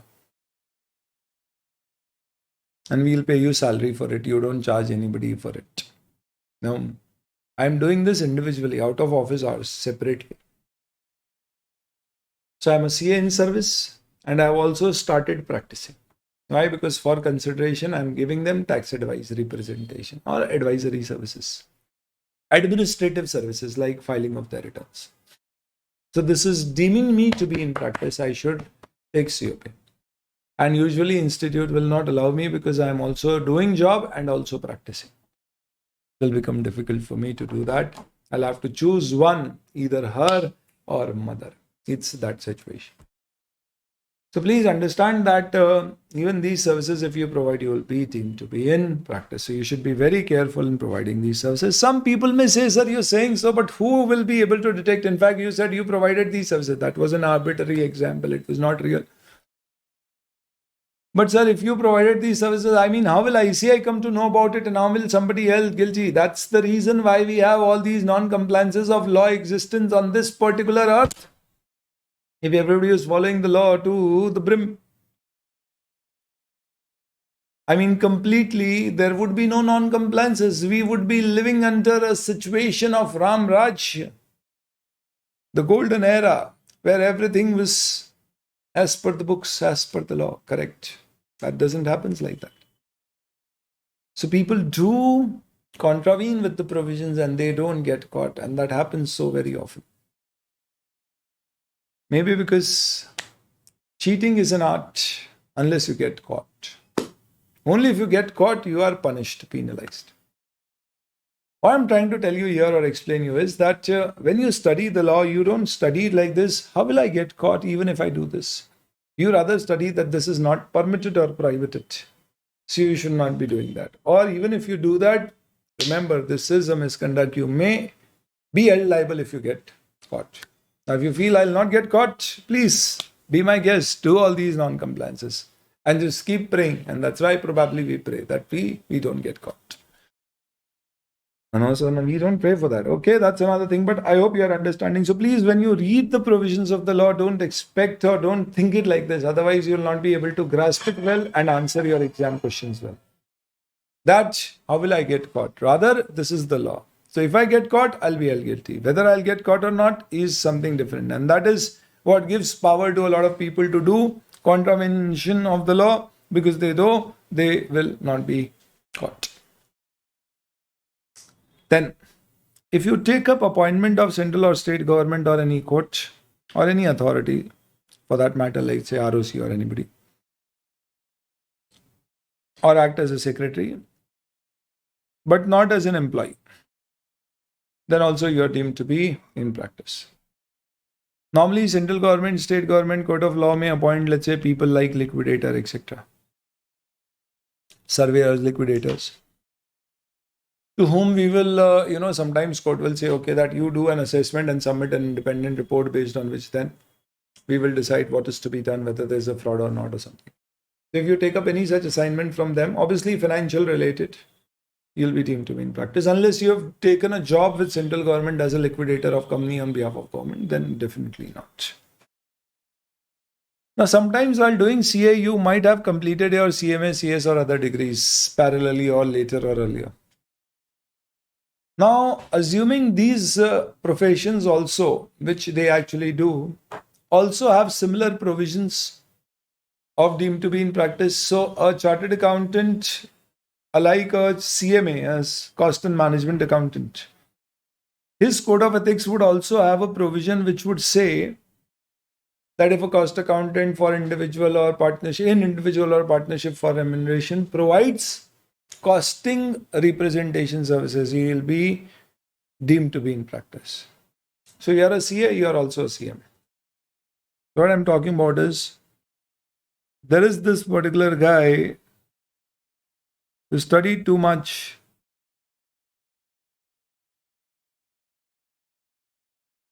and he is a CA and a CMA both. And he provides, let's say, consulting on costing matters. Is he deemed in practice under the Chartered Accountants Act or the Act for Cost and Management Accounting, or both? So he'll be deemed to be in practice under both because a chartered accountant can also provide costing representation or advisory services, and obviously I'm assuming CMA also can.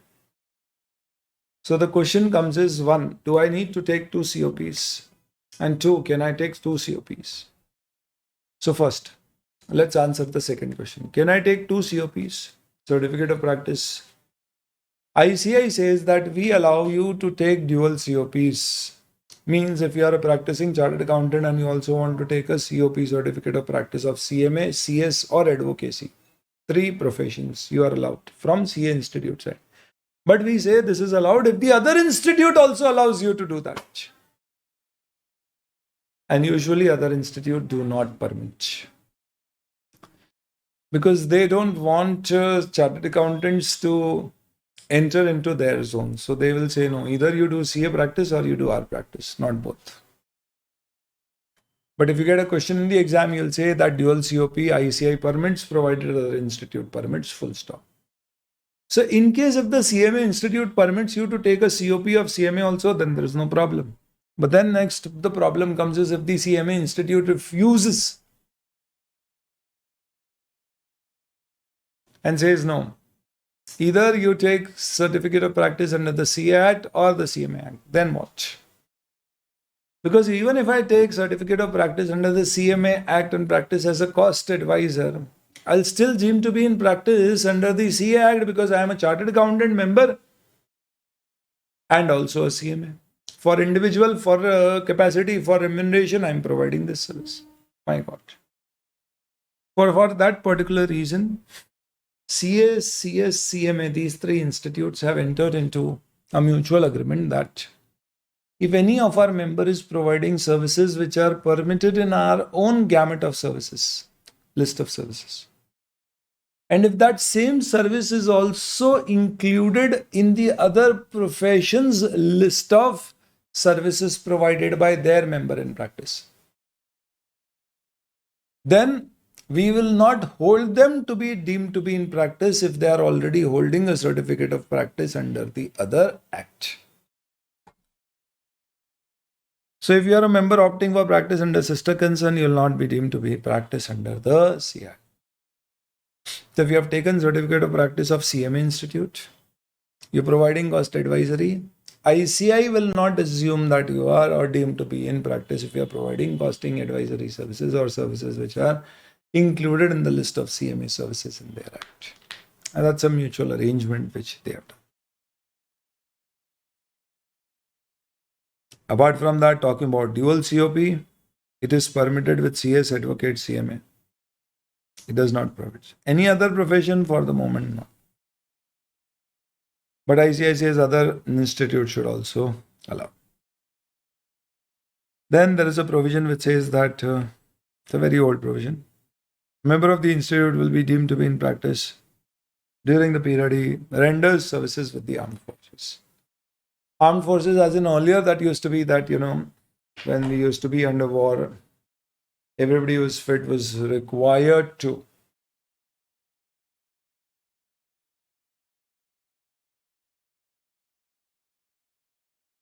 serve the army for a particular period of time. Now, CA may be providing, let's say if the company is under war, maybe providing army services relating to where he can function or assist accounting, auditing services. So he'll be deemed to be in practice. We'll just consider it as normal. Similarly, if you are holding a COP and for some time, if you have to provide services or armed forces and you cannot do other act, during that period also you'll be treated as a member in practice only. It's a very specific provision on that. Though recently there was one small question involving this. Nothing much. So let's see a few teaser questions here. A CA also CSCMA, holding COP of CSCMA, CS or CMA, whether deemed to be in practice if his work is also covered under 2.2. So the answer is no, because of this mutual agreement between the institutes. You will not get a question on this, it's just for your knowledge. A CA in service, is he deemed to be in practice if engaged in deeming services? If he's doing those services as an employee of the company, like I did internal audit and ITC, no. Can a CA provide service of a recovery agent? Never. These are just a few questions. Cool. So this basically covers a very important topic, which is what do you mean by a member in practice? Or a member not in practice actually is what we've studied. We've just studied a part of it, which is a member deemed to be in practice. Let's take a break now. After the break, then we'll take the other set of provisions available here. Thank you. Okay, guys, so welcome back. And now let's continue with our discussion. So what we've discussed is member deemed to be in practice. Now, who's a member, certificate of practice, and other terminologies are also to be discussed. Section 19 talks about register of member. This is that register in which if your name is mentioned, you will be regarded as a member. So you don't have to remember these section numbers per se. Anyway, this is not one of the important sections, and it says that in the register of members, certain particulars are to be included for every member, which has the name, date of birth, domicile as in country, residential and professional address, the date of entry of name. This is your date of membership. Qualifications. Are you holding COP or the prescribed particulars? So who's a member of the institute? Section 4 says a person who's entitled to enter his name as member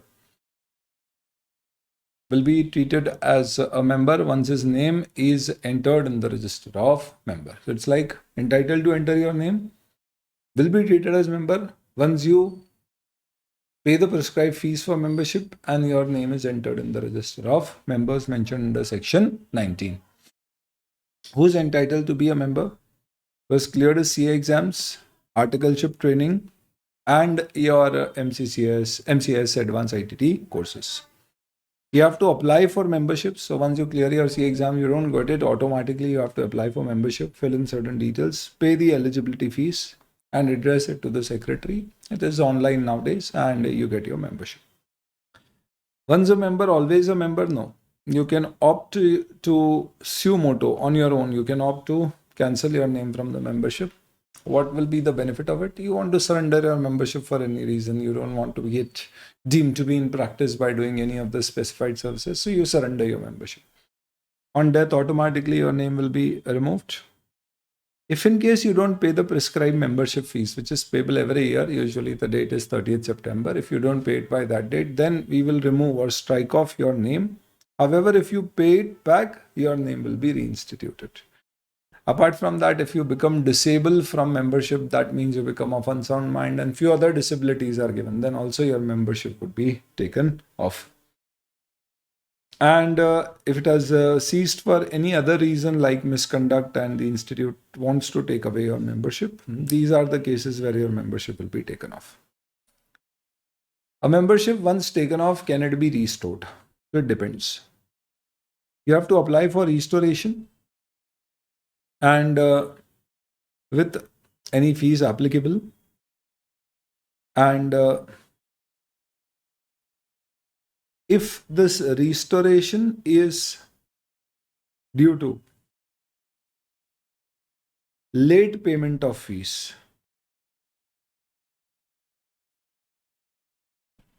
so you didn't pay your membership fees on due date and you have paid it late, then you pay it late and then you make an application. Your fees or membership will be restored with effect from the date which it was removed. So 30th September was due date, 1st October your name you removed. So it will be restated from 1st October. Provided you make the payment within the same year of removal. That means in the same financial year. So your fees was due on September 24, and if you paid even till March 25, financial year is the year, then your membership will be restored right from 1st October 2024, from the date when it was removed. So there will be no break in your membership period. It will continue. But if you don't pay in the same financial year and you pay it in the next year, then it will be restored from the date of payment of fees. So if you pay it in April 25, it will be restored from April 25. So there will be a gap in your continuous membership in between. In case if your name is removed due to any order of the Board of Discipline or Disciplinary Committee or Appellate Authority or High Court, that means you've done some misconduct and hence your name has been removed. Then if it is to be restored, it will be as per the orders. So let's say your name was removed and then you went to the High Court and you made an appeal and then you won it. Then the High Court will say that, okay, restore its name right from the date when you have removed it or prospectively, and you accordingly do it. In any other case, it will be from the date on which application and fees are received. So it is not retrospectively otherwise. So in case of fees paid after the due date, but in the same financial year, it will be retrospective restoration. Otherwise, it will be prospective. In cases where your membership is restored or taken off due to any order of any authority, it will be as per the order. Now, section 6 is important. It says you have to take certificate of practice before you even become deemed to be in practice. Number 1. So if you do anything which will make you a member deemed to be in practice, you first obtain COP, not just apply, obtain COP. Only then you do anything which will deem you to be in practice. Otherwise, you will be guilty of misconduct. So if I am wanting to hold myself out as an accountant to the public like Balaji did, I know I'll be deemed to be in practice. So I should first apply for COP, get my COP, only then I can make an announcement that I'm giving these services. And obviously all provisions of member in practice of the professional ethics would be applicable on me. So I'll not be able to advertise. Generally. There are exceptions to it. So the COP is to be obtained before you even become deemed to be in practice. Only once you obtain, you can start your practice or do anything which will deem you to be in practice. Now, any member who is holding a certificate of practice is regarded as a member in practice. And also understand that a member can practice only in the capacity of member and not in any other form. I repeat, a member can practice only in the capacity of a member in practice and not in any other form if he is doing it individually or in partnership. What does this mean? Let me elaborate.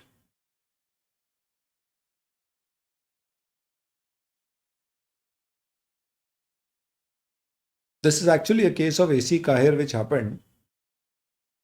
He did some misconduct. Institutes suspended him for 6 months. So he was told that for 6 months he cannot practice. He was a member, his COP was suspended for 6 months. During this 6-month period, what he did is he stopped using the chartered accountant designation. So he said that, oh my God, I've been removed from practice. My God, what will I do? I have a family to run. Dear ICAI, please forgive us for our misconduct, misdeed. ICAI said, okay, after 6 months, we'll restore your practice. But you need to be punished 6 months. You are not allowed to practice. And he said, oh my God, now I do something. I need to do something for myself, for my family. How will I sustain them? I need money. So this guy, he stopped using the chartered accountant designation. He stopped using those rotating cards. In his office, he removed all his CA related stuff, and he had hung a board on tax consultant in his office. And he started providing tax consultation, advisory, representation services in the capacity of an individual, not saying that I'm a chartered accountant. Again, the institute got to know about it, that he's been suspended for 6 months, but he started practicing as a tax consultant advisor. So the institute came back and said, Kahir, what are you up to? We told you you're suspended for 6 months. You want an extension of your suspension. And Kahir said, Dear ICAI, please understand, I am not practicing in the name of chartered accountant. I am nowhere using that designation. So can he do tax consultancy knowing the fact that A, he's a member, B, his COP is suspended, C, he's doing it for remuneration in individual capacity without using the chartered accountant designation? Is he allowed to practice? And that is where it was decided by the council that he cannot, because he still is a member.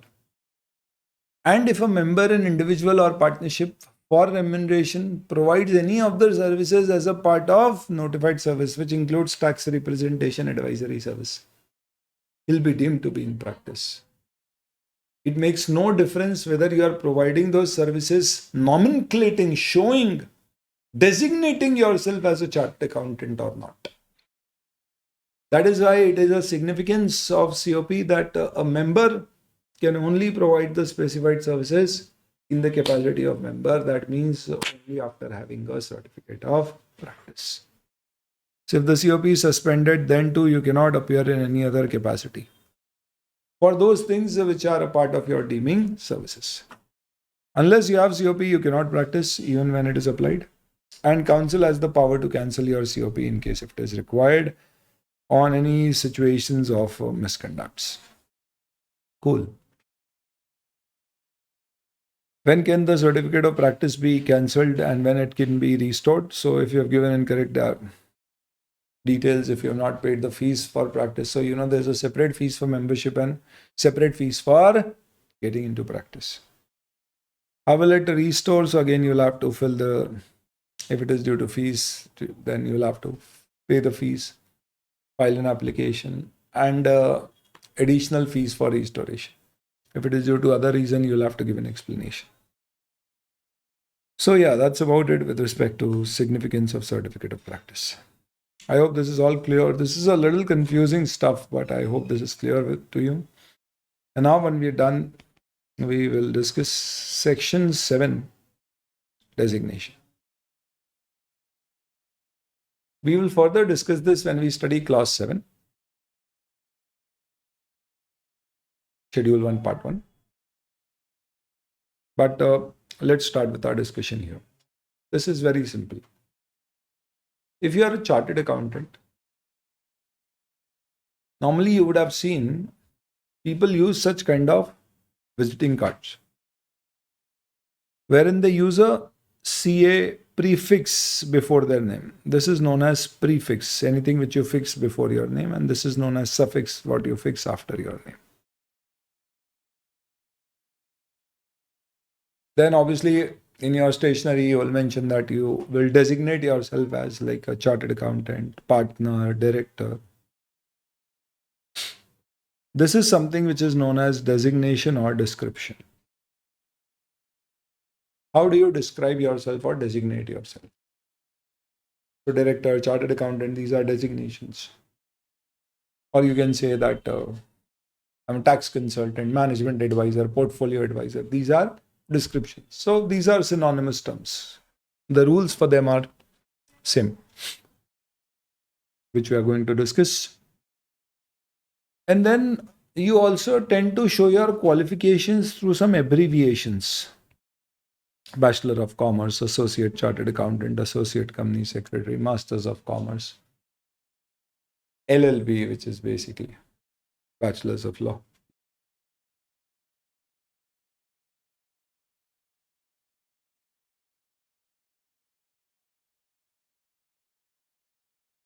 These are letters or words which show degrees. Now, the institute has some major restrictions with respect to your designation or description. And section 7 says that forget about prefix, suffix, and letters showing your qualification. We'll talk about it later. Let's first talk about description designation. If you are a chartered accountant in practice, you should be known only and only as a chartered accountant and nothing else. Which means a chartered accountant in practice in his professional stationaries like visiting card, letterheads, or wherever there he wants to show himself as someone, he should designate himself only and only as a chartered accountant. Or you don't use anything. So if I say Sarthak Jain, that's okay. But if I'm a CA in practice, I can say Sarthak Jain, that's okay. I can also say Sarthak Jain chartered accountant. That's it. But I cannot say Sarthak Jain chartered accountant, accounting and auditing expert. I cannot use any other description. Forget that, I cannot even say experienced chartered accountant. I can just designate myself as chartered accountant. That's it.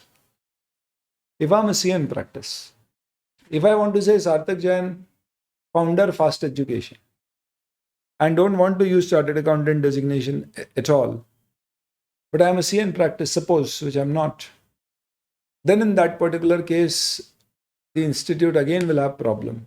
I cannot do that. Why? The rule is very simple. If you are a chartered accountant in practice, we want you to designate yourself as chartered accountant only. If you don't want to use chartered accountant designation, that's fine. But if you use any designation or description, it should be only that of chartered accountant. Full stop. So here, if Anushka Kohli, let's say she is a chartered accountant and she is using two designations at a time, this is not okay. You have to find errors. This is not okay. If she is a CA in practice, she can use only chartered accountant and cannot mention director men in blue. So if you are a CA in practice, you have only one choice, which is only use the designation of chartered accountant. So CA here means the chartered accountant designation. But if you are not a CA in practice,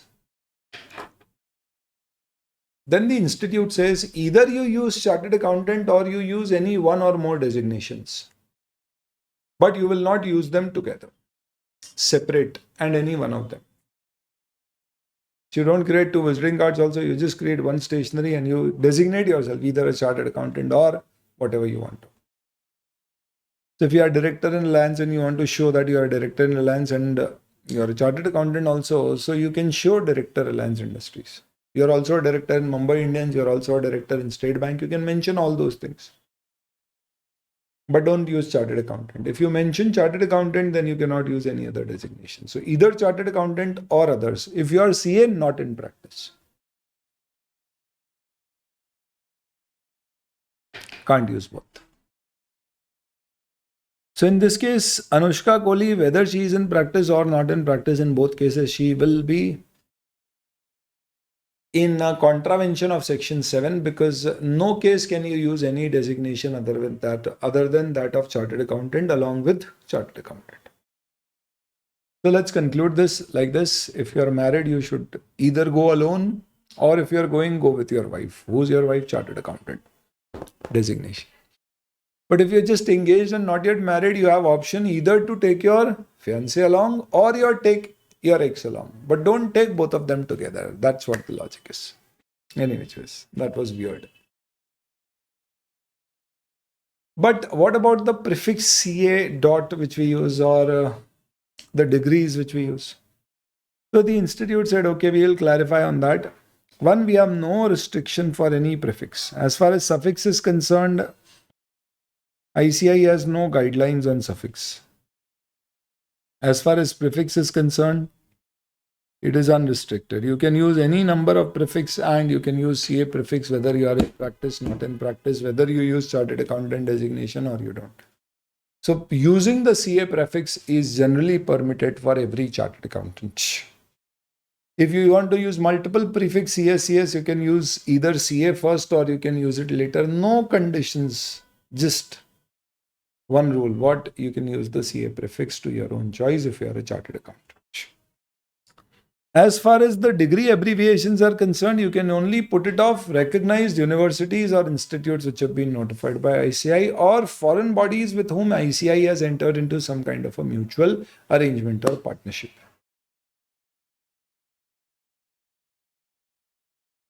So here BCom should be from a university. ACA is Associate Chartered Accountant. ACS is Associate Company Secretary. So CS Institute, CMA Institute are recognized institutes by the institute. MCom should be from a university. LLB should be from a university. What is not permitted is, let's say, CPA USA, CFA USA, or ICFI.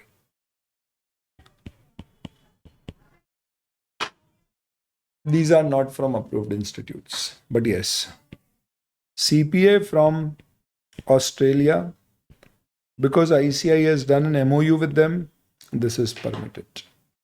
How will we know what MOUs we have done? We will discuss that later. Briefly, it is there in our syllabus. So having said this, what I'm trying to tell you here is the institute has given you every particular detail about what prefix, suffix, designation, description, or abbreviated degrees to be used, and what are the rules. We will discuss this later. Using description letters to indicate membership of other approved institute, there is no problem. There is no restriction, provided it is in the form of abbreviations. So this is basically talking about BCom, MCom, LB, etc. Prefix here, no restriction. Merchant banker, advisor to an issue tax consultant, director of company, member of political party, position and club cost accountant. These are all not permitted. For a CA in practice. For a CA not in practice, either he uses this or he uses chartered accountant. You are allowed to use insolvency, professional and registered valuer. These are two exceptions, because these are two central government permitted roles which a chartered accountant can take under the Companies Act. So these are the two roles which are exceptions, which you can also mention along with chartered accountant. So if Anushka Kohli wants to mention chartered accountant, insolvency, professional, registered valuer, she can mention all three designations together. Even she is a CA in practice, these two are exceptions. More on this in class 7, part 1, schedule 7. We will talk about it. What is this? The CA Institute provides you a diploma on information systems audit, which is useful if you are going if you are wanting to get into practice. It helps in systems audit. So if you have done this, you will show that in your designation, or in fact an abbreviated form as ISA bracket ICSAI, Information System Auditor by ICAI. Foreign institutes with whom we have done MOU or MRA, what is that? We'll discuss that. We are permitted to mention their membership. Can we be a merchant banker or an advisor to an issue? So we can apply for SEBI's registration as investment advisor. And there we can act as advisor or consultant. But merchant banker is definitely not something which can be associated to our names. If we are an advisor to our consultant in SEBI or filing documents, we can be shown as advisor or consultant. But that does not mean I can use these designations in my visiting card. You can please cut this particular thing. Now there is no concept of category 4 merchant bankers. Category 4 merchant bankers are now only termed as advisor or consultant to an issue. So you in any case are not allowed to use these designations. I mean, no need to cut. You can just simply put it like you're permitted to register only as advisor or consultant to an issue. There used to be SEBI registration of advisor or consultant done earlier in the category of category 4 merchant banker. It is a merchant banker who is only a consultant and does not do underwriting. But now that categorization is no more, so you get register yourself as actually an advisor or consultant. So you can do that. Okay. Now there is one big problem, which was with respect to what happens if a chartered accountant is holding an office with the CA Institute. Now, if you are a president of ICAI, suppose if you wish to. Nice. Feels good to think about it. Really? So I'm the president of ICAI and I have to make a visiting card, and in that visiting card I'm a CA in practice. I mention chartered accountant. I cannot mention anything else apart from that. But I want to mention president ICAI because if I go to meet someone, let's say for example, I was in US, so I thought I'll meet the president of the American Institute of Certified Public Accountants. So I went to AICPA. I spoke to the receptionist there and I said, I want to meet the president of AICPA. He's inside. And then the front desk executive asked me, who are you? And I said, I am the president of the Institute of Chartered Accountants of India, the second largest global accounting body. And she said, oh, hello, nice to meet you. I am the president of United States of America and my name is Kamala Harris / Donald Trump. I said, why are you joking? And she said, who started it first? And he said, I mean, we're not joking. I'm really the president. You can see my visiting card.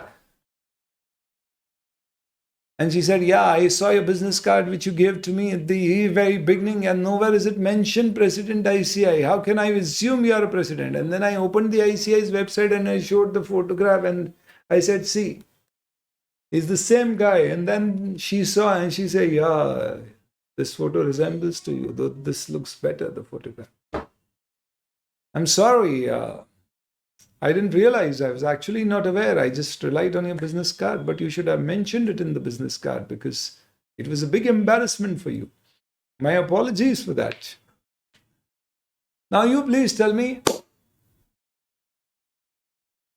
This looks to be a little weird. There has to be a solution for it. So what the institute has said is that office bearers of ICAI will get their visiting cards printed from ICAI, in which we will mention their name with prefix CA and we'll mention their office positions like President ICAI, like Chairman Branch of so-and-so city, like member of such and such committee.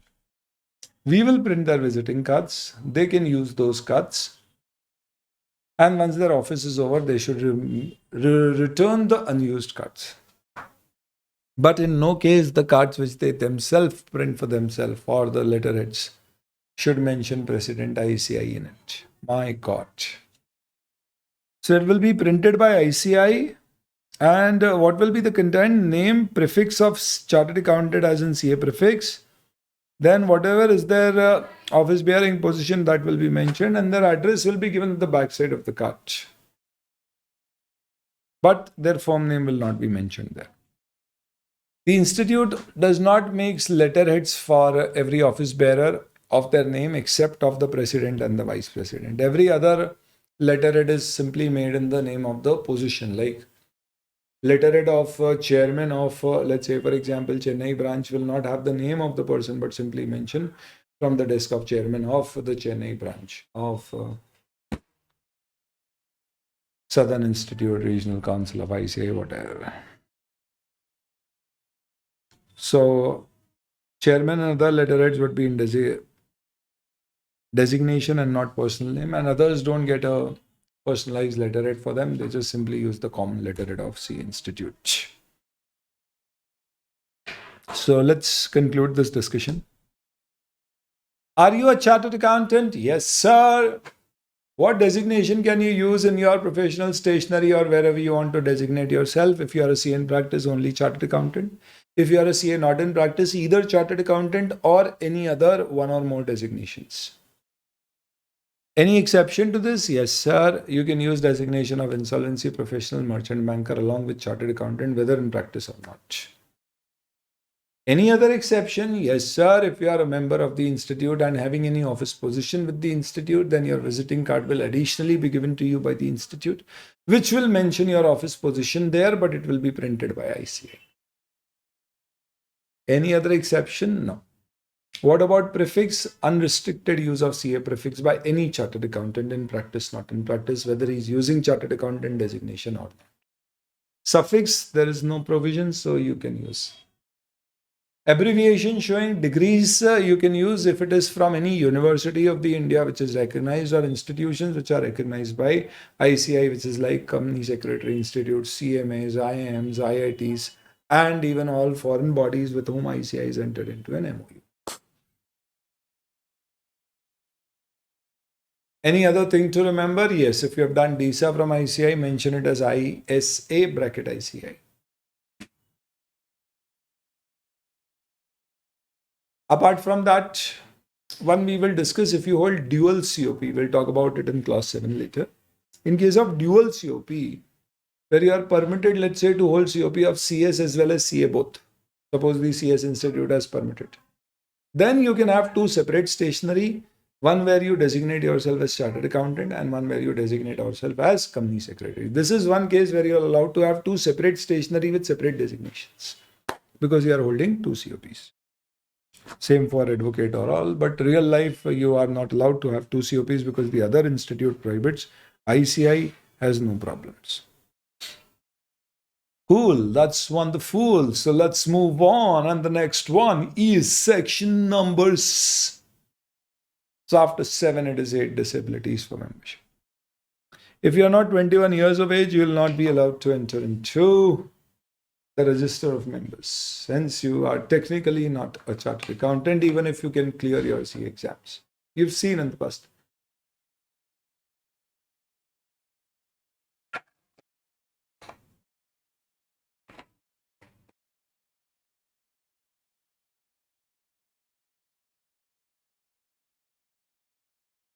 You've seen in the past that there have been cases where students even have secured All India Rank 1 at 19 years of age. They technically cannot tell themselves that they are chartered accountant. They can only say they are CA final pass. They will be saying they are chartered accountant only once they complete 21 years. Then they apply for membership and they get it. If you are of unsound mind, only if I'm of unsound mind, I would have been doing chartered accountancy course. And you're saying unsound mind people are disqualified from getting CA membership, so nobody will get it. Ha ha ha. Very funny. So that is why the institute has said that your unsound mind and your unsoundness of mind is certified by a competent coach. Right? So you know what happens is if somebody goes mentally ill or becomes an idiot or permanently incapable to think of, then you have to take a certificate from the court and then we appoint guardians who take care of their properties and other things. So for that reason, it is mentioned that you should be adjudged by a competent court. Then obviously you are disabled from being a member as well. So you will be, your name will be striked off and you are no more a member of the institute. Undischarged insolvent. So you are insolvent and your assets are still under realization, your liabilities are still to be settled. Till that process is over, institute will take your degree. Now, an official receiver will attach all your properties. He'll get the whole stuff. He'll realize all your money. And then he says, okay, I've been able to realize 1 crore rupees from your assets, but your liability are 2 crore rupees. So every creditor will be eligible to get 50 paisa in a rupee if they are all at the same level. So they'll get 50%. And then finally, we will get a certificate from the official receiver saying that, or liquidator, that all your past liabilities are now settled off and we've done a full and final settlement and now they cannot make any claim on you. That's it. And now you can start contracting or entering into contract once again. If you would have studied this in your CA foundation level in laws, Indian Contract Act. Capacity to contract. So they'll once again become eligible to enter into contracts and their past liabilities are all settled. So will the institute restore the membership once you are a discharged insolvent? So discharged insolvent will not get its membership back if his insolvency was due to other than misfortune.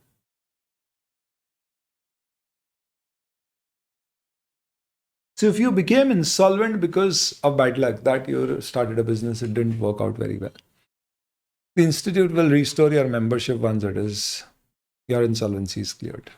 But if it was due to fraud, let's say like Harshad Mehta, Ketan Parekh, Telgi scam, these kind of scams you've done some frauds, and it is not just bad luck, then in that particular case, sorry, institute is never ever going to restore your membership. So it's gone forever. Next, convicted as in found guilty and not just accused of an offense. What kind of an offense? Something immoral you've done, in which there is a punishment in the law of imprisonment. You can skip transportation. I mean, nowadays it's not there. So you've done any kind of an offense which involves an immoral activity as defined in the Indian Penal Code, now named as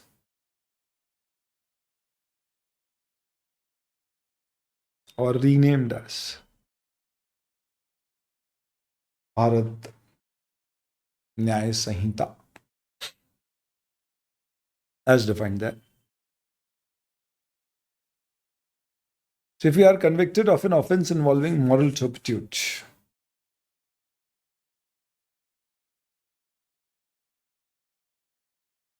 immoral acts, which is punishable with imprisonment. So please understand, what do we mean by punishable with? So if you get an MCQ which says that a chartered accountant has done an immoral act and a court has found him guilty and convicted him to either, or let's say convicted him with a fine of 5 lakh rupees.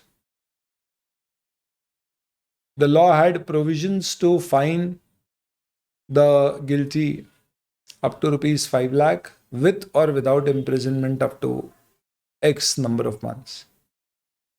But the court, considering the past background and the intentions, has not awarded any imprisonment but only a monetary penalty, though the court could have awarded it. Will you be disqualified under Section 8? The answer is yes, because the word used is punishable and not punished. So if it was convicted of an offense involving moral turpitude and punished with imprisonment, then you will be held guilty, or you will be basically held disqualified only if you are punished with imprisonment. But here it does not say punished with imprisonment, it says punishable. So if you are held guilty of any offense under, let's say for example, under the Indian Penal Code or the Revised Act, Section 420, suppose you are held liable for frauds, and that section has penalty up to 5 lakh and or imprisonment up to 6 months, you are given only 5 lakh rupees of penalty, but no imprisonment. In that particular case also you will be disqualified. Why? Because that section under which you are held guilty is also having an imprisonment penalty. That means the offense which you have done, that offense was punishable with imprisonment. This is what is to be seen. It should not be of technical nature and committed by him in his professional capacity. So if you have done any other offense which is not of technical nature, as in technical nature meaning you did something, as in let's say for example, you came from out of India, and you got some goods along with you. You're not knowing these are prohibited, but they were banned items. And during customs, you voluntarily declared that yes, we have got these particular goods, and then they realized these are banned items, these are drugs which are not permitted to be brought to India. And because of that, you've been held guilty and you've been, let's say, for example, punished with a fine. But this is a technical offense. I mean, technically you are not aware about it. So an offense which is not of technical nature, if you've committed that in professional capacity. So which means that in the capacity of a chartered accountant, you've done an offense which is not of technical nature. That means you did your audit very well, but you're not really sure that you should have seen much, but then later on it was found that you could have seen much. So that's a technical offense. A non-technical offense committed by a chartered accountant would be that he's hand in gloves involved with his client in doing any kind of tax frauds or something. In that case, also institute has the right to take away your membership. Unless if you get a pardon from the court, council, or central government has given you an exemption. Okay. So it's like, you did some moral turpitude, you were imprisonment, you became disqualified. Then you were released and you were a very good prisoner in the prison. You inculcated very good habits amongst the prisoner. In fact, you taught a couple of prisoners CA Foundation. One of them also cleared it. So when you came out, the court is so very happy with your behavior, so that the court gave you a condition or permission. Okay. Chill. No problem.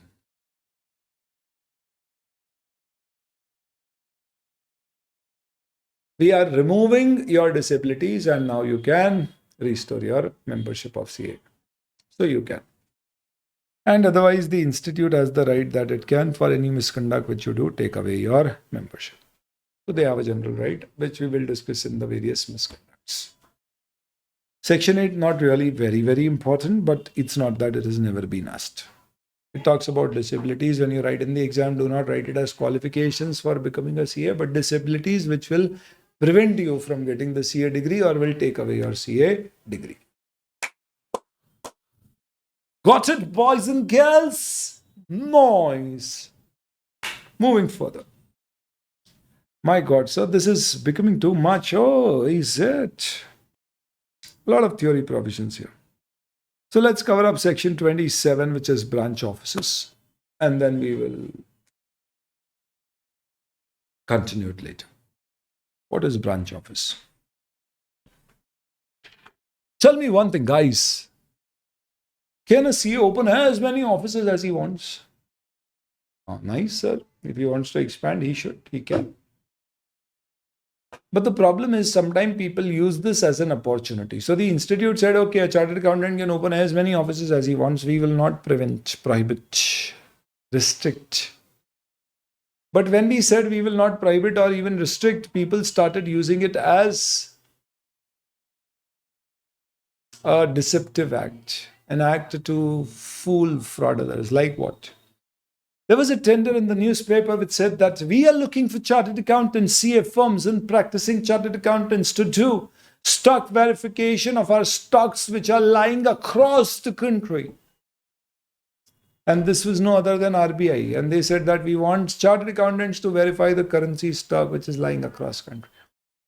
And they said that these are the 8 cities where we have our stocks to be physically verified every month and a report being submitted. So we will prefer a CA firm who has offices in all these cities. This guy, what he does is all these cities, he contacted any of his relative, friends, anybody, took their address and said that, yeah, we have branch offices across all these places. And submitted as a response to that tender or inquiry with the expectation of getting work. Now, if he gets work, obviously RBI will think that if he's saying he has offices across these places, they'll presume there are offices. But then eventually, even if the work was given to this particular person, they will end up realizing that these were all fake offices. That is why the institute said that we cannot just generally let people advertise that they are place of business across various places apart from their main office, unless and until it is actually a real office for them. So how do we ensure that people only advertise their offices if they are real offices? So what the institute did is they came out with a different logic altogether. Number one, the institute said that if you are a CA practice or a firm of CA in practice, and if you have more than one office in India, it is treated as a branch office. So whenever you register yourself as a CA firm or a member in practice, you have to give the address of your office, which is treated as your main office. Now, if you want to open up any other office, it will be treated as your branch office. If you want to open up a branch office, you can. But every such office should be under charge of an independent, separate member. And this member should be obviously a member, say, your partner or else your full-time employee. not just your friend relative. Plus, he should either visit that particular branch at least 182 days in a year, which is April to March. But sometimes you may not visit the branch very often because you may be at the client location mostly. So you should at least reside in that particular city where your branch is for 182 days in a year.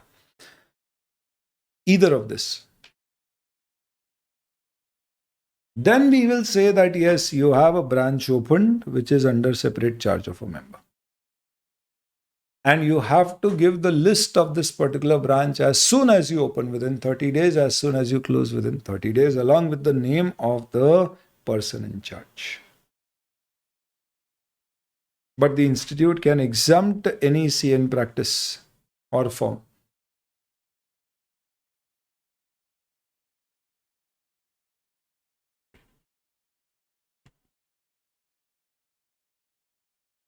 From intimating to the institute when they open a branch or close the branch, they can exempt. But otherwise, generally, you have to inform. And this information is to be sent in 30 days of opening or closing the branch. However, please remember, ICAI says that under Section 27, branch only means an office which is either advertised as a branch. That means in your website, your letterhead, visiting card, professional stationery, anywhere you are mentioning the address of that branch, or you are putting up your firm's name board outside that branch. So if you are fixing the board of the firm, or you are advertising, showing it in your stationery, etc. as branch, only then. Many a time what happened is CA firms used to take up offices somewhere away just to put stationery and as a storeroom. Now, technically, that is also a branch, so you'll have to have a member in charge for it. So they said, no. Just don't put your firm's name board there and don't show it as a branch in any of the stationery. We will not treat it as a branch. And if it is not a branch, you can open any number of such branches if you want. Obviously, this is for facilitating your stores keeping or your administration office working. So if a CA wants to open up 10 branches in a city only for the purpose of working so that employees can come to the nearest place and work, and is ready not to put the name boards in any of the places and even not mention it in any stationery website that these are our offices, Section 27 is not applicable on that. So you need not have a separate member in charge or intimate ICAI about it. So it is only you who knows that there are branches, your employees know about it, nobody else. It's like that. That's fine. So we don't prevent or prohibit or restrict those situations. Where we have a problem is where you tell people or where you put your firm name boards that these are our branches or this is our office. Now, what is this particular provision? The provision once again is open up a branch, but ensure that you have a separate member who is in charge of that branch. That member should be a chartered accountant member, your partner or full-time paid employee. And every branch should be in charge of a separate partner or a full-time employee. And he should actually be visiting or at least living in that city for 182 days in a year. Then we will say you are complied with provisions of Section 27. So if for getting that RBI stock audit, I have to have 8 branches, I should have 8 places, and all these places should be either in charge of my partner CA or my full-time employee CA. If I have no partner CA, no employee CAs, I cannot open these 8 branches, obviously, because I'll not have a member in charge for them. If I intend to show these as branches in any tender document, professional stationery, website, anywhere. So I will not be able to do that or fool the others out of it.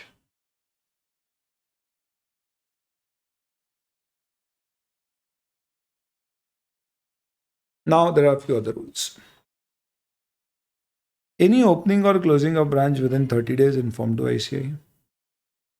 खुद का name board as in own firm CA's name board can be placed before his residence, but not the firm's name board.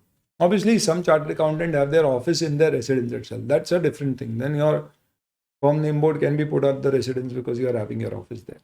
But what I'm saying is, if you are living at a place which is not your office, don't put your firm's name board there. Just put your own personal name board if you wish to. General rule is one person should be in charge of one branch of the firm. You can change it during the year in case if there is a death resignation for the remaining period. There is no requirement to maintain an attendance register or something. In case if inquiry comes, you should be able to justify that he was residing in that city or visiting the branch for these many days. Now, there are two exceptions to this general rule. And the first exception is a temporary office in a hilly area. If you have one or more offices in a hilly area is an area which is above a certain square meters from sea level, located at that location, it may so happen that you may have problems, especially during winters, for people to approach. So it is permitted that once in a year for maximum 3 months. So it is not 1 3 times. Only one time in a year at a stretch of maximum 3 months. You can shift your office from your hilly area to any nearby plain area. And the old office, your original office, can have the firm name board. It can be open, but there will be no business done there. It will be only open that if any client or any letter comes, you can receive. So for correspondence. And you can do all your business activities from the shifted or the temporary office in the nearby area. In that office, you can put the firm's name board because people are coming there only. So let's say I had an office in Ooty. During winters, I shifted to a nearby plain area, let's say Coimbatore, Kunur, whatever. And my Kunur office will be live for 3 months. I can put my firm's name board there. Though I will not be able to mention it in my website or any other place as the place of business. I can show it as a temporary office, but not a place of business as a regular office. After 3 months, I'll have to shut down that office, remove the firm's name board and everything from there. And 30 days rule also applies to temporary office. So as soon as I open within 30 days and as I close within 30 days, I have to inform to ICAI. For this temporary office, I need not have any separate member in charge because it is like shifting of the main office or any branch office. This rule applies to your main office, branch office, any office. If one CA firm has 10 hilly area offices, all 10 offices can be shifted to nearby plain area. When the shifting can be done, so technically the institute says you can shift it once in a year for maximum 3 months provided you inform to the institute during winters. So the information to be given to the institute is during winters. So that obviously means that you can shift it during winters only. But technically nowhere it is mentioned that you can shift only in winters. It says you have to inform during winters. So it says before commencement of winter and after close of office you have to inform. So technically if you get a question in the exam that we have shifted office during April, May, June months to a nearby plain area, is that permitted? We'll say yes, provided before winters we have informed the institute that we are going to shift this office for a 3 months period, which is vague. Strange, but yes, this is what it is. So this is one exception which is for hilly area office. Now let's come to another exception. So in this you need not have a member in charge. Then we have a second office exemption.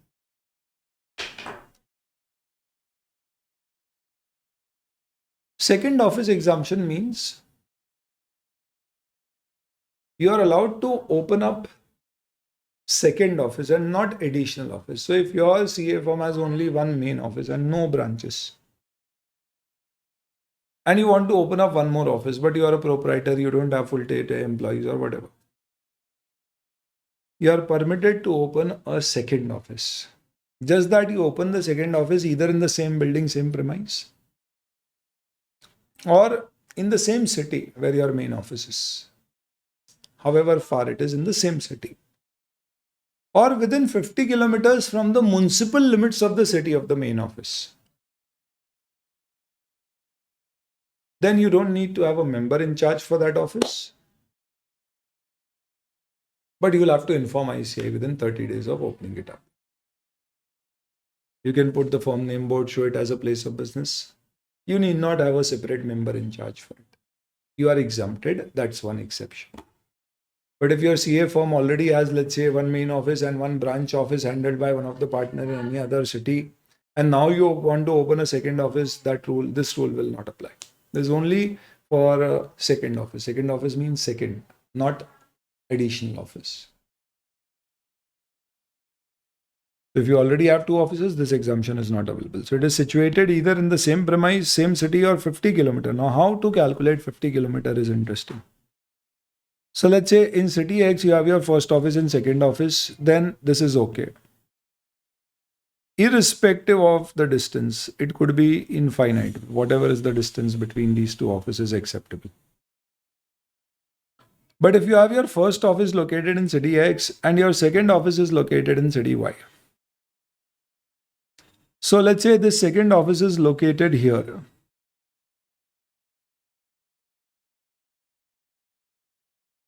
So the distance should be, this aerial distance you'll have to calculate, this should be till here.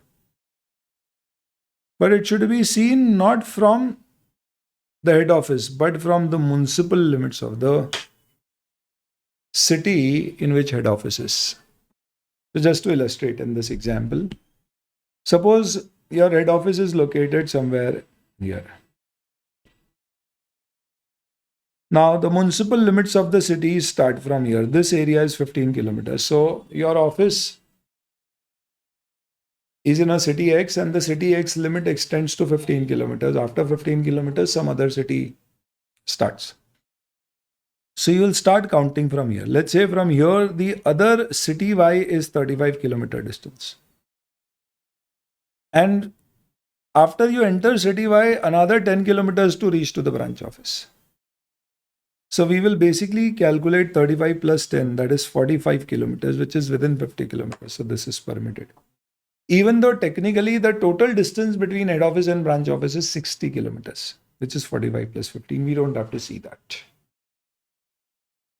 Now this question, if you see in the exams, many a times there's a big problem in it. What they do is they say that we've opened up a main office in Chennai and we have opened up another office in suburb of Chennai. Now remember, in this case, Institute has given all the questions, answers to all these questions, assuming suburb is a different city, which not necessarily always may happen, but they have assumed it like that. So because if it is in a different city, now we need to see the municipal limit to the branch office distance.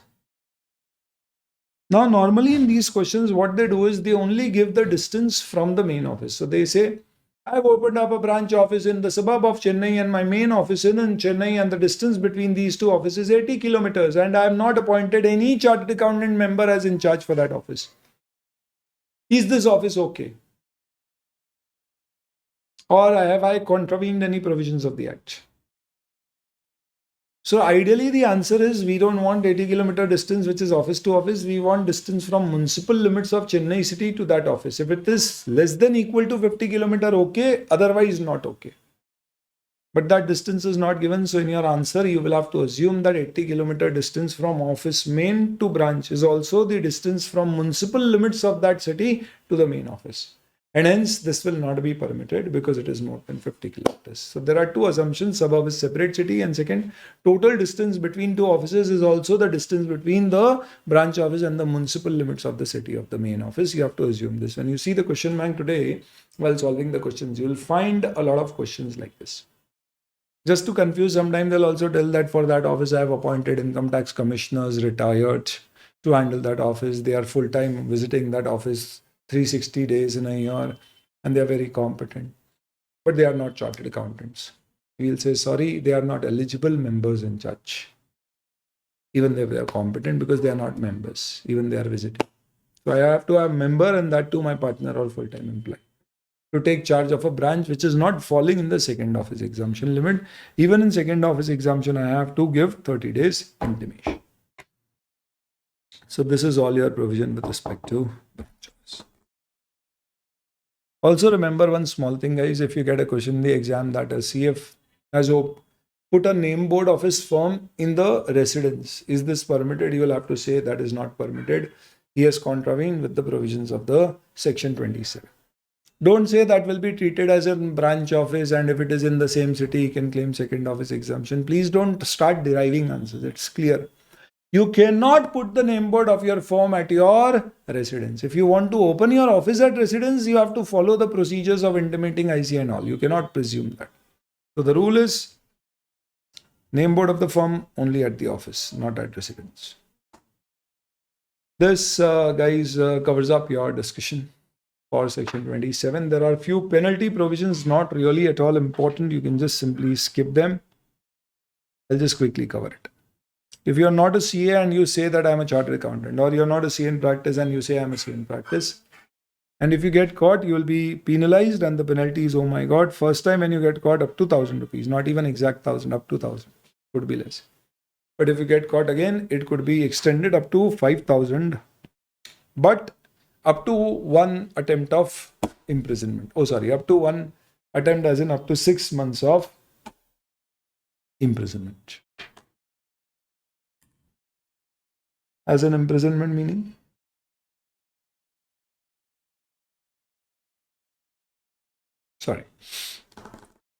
You can be jailed up to 6 months. Second, if you are not the CA Institute, but you make any comment as if it is an official comment of the CA Institute, or you create any institute in the name of ICAI, forcing people to feel that it is like Institute of Chartered Accountants, then you can be penalized up to 1,000 first time, second time 5,000, and or imprisonment up to 6 months. Same. And if you allow any unqualified member meaning a person who is a CA, but not, let's say, a CA in practice, to sign on the report. So we'll study this later in class 12, part 1, schedule 1. What are these clauses? We'll discuss in the next session.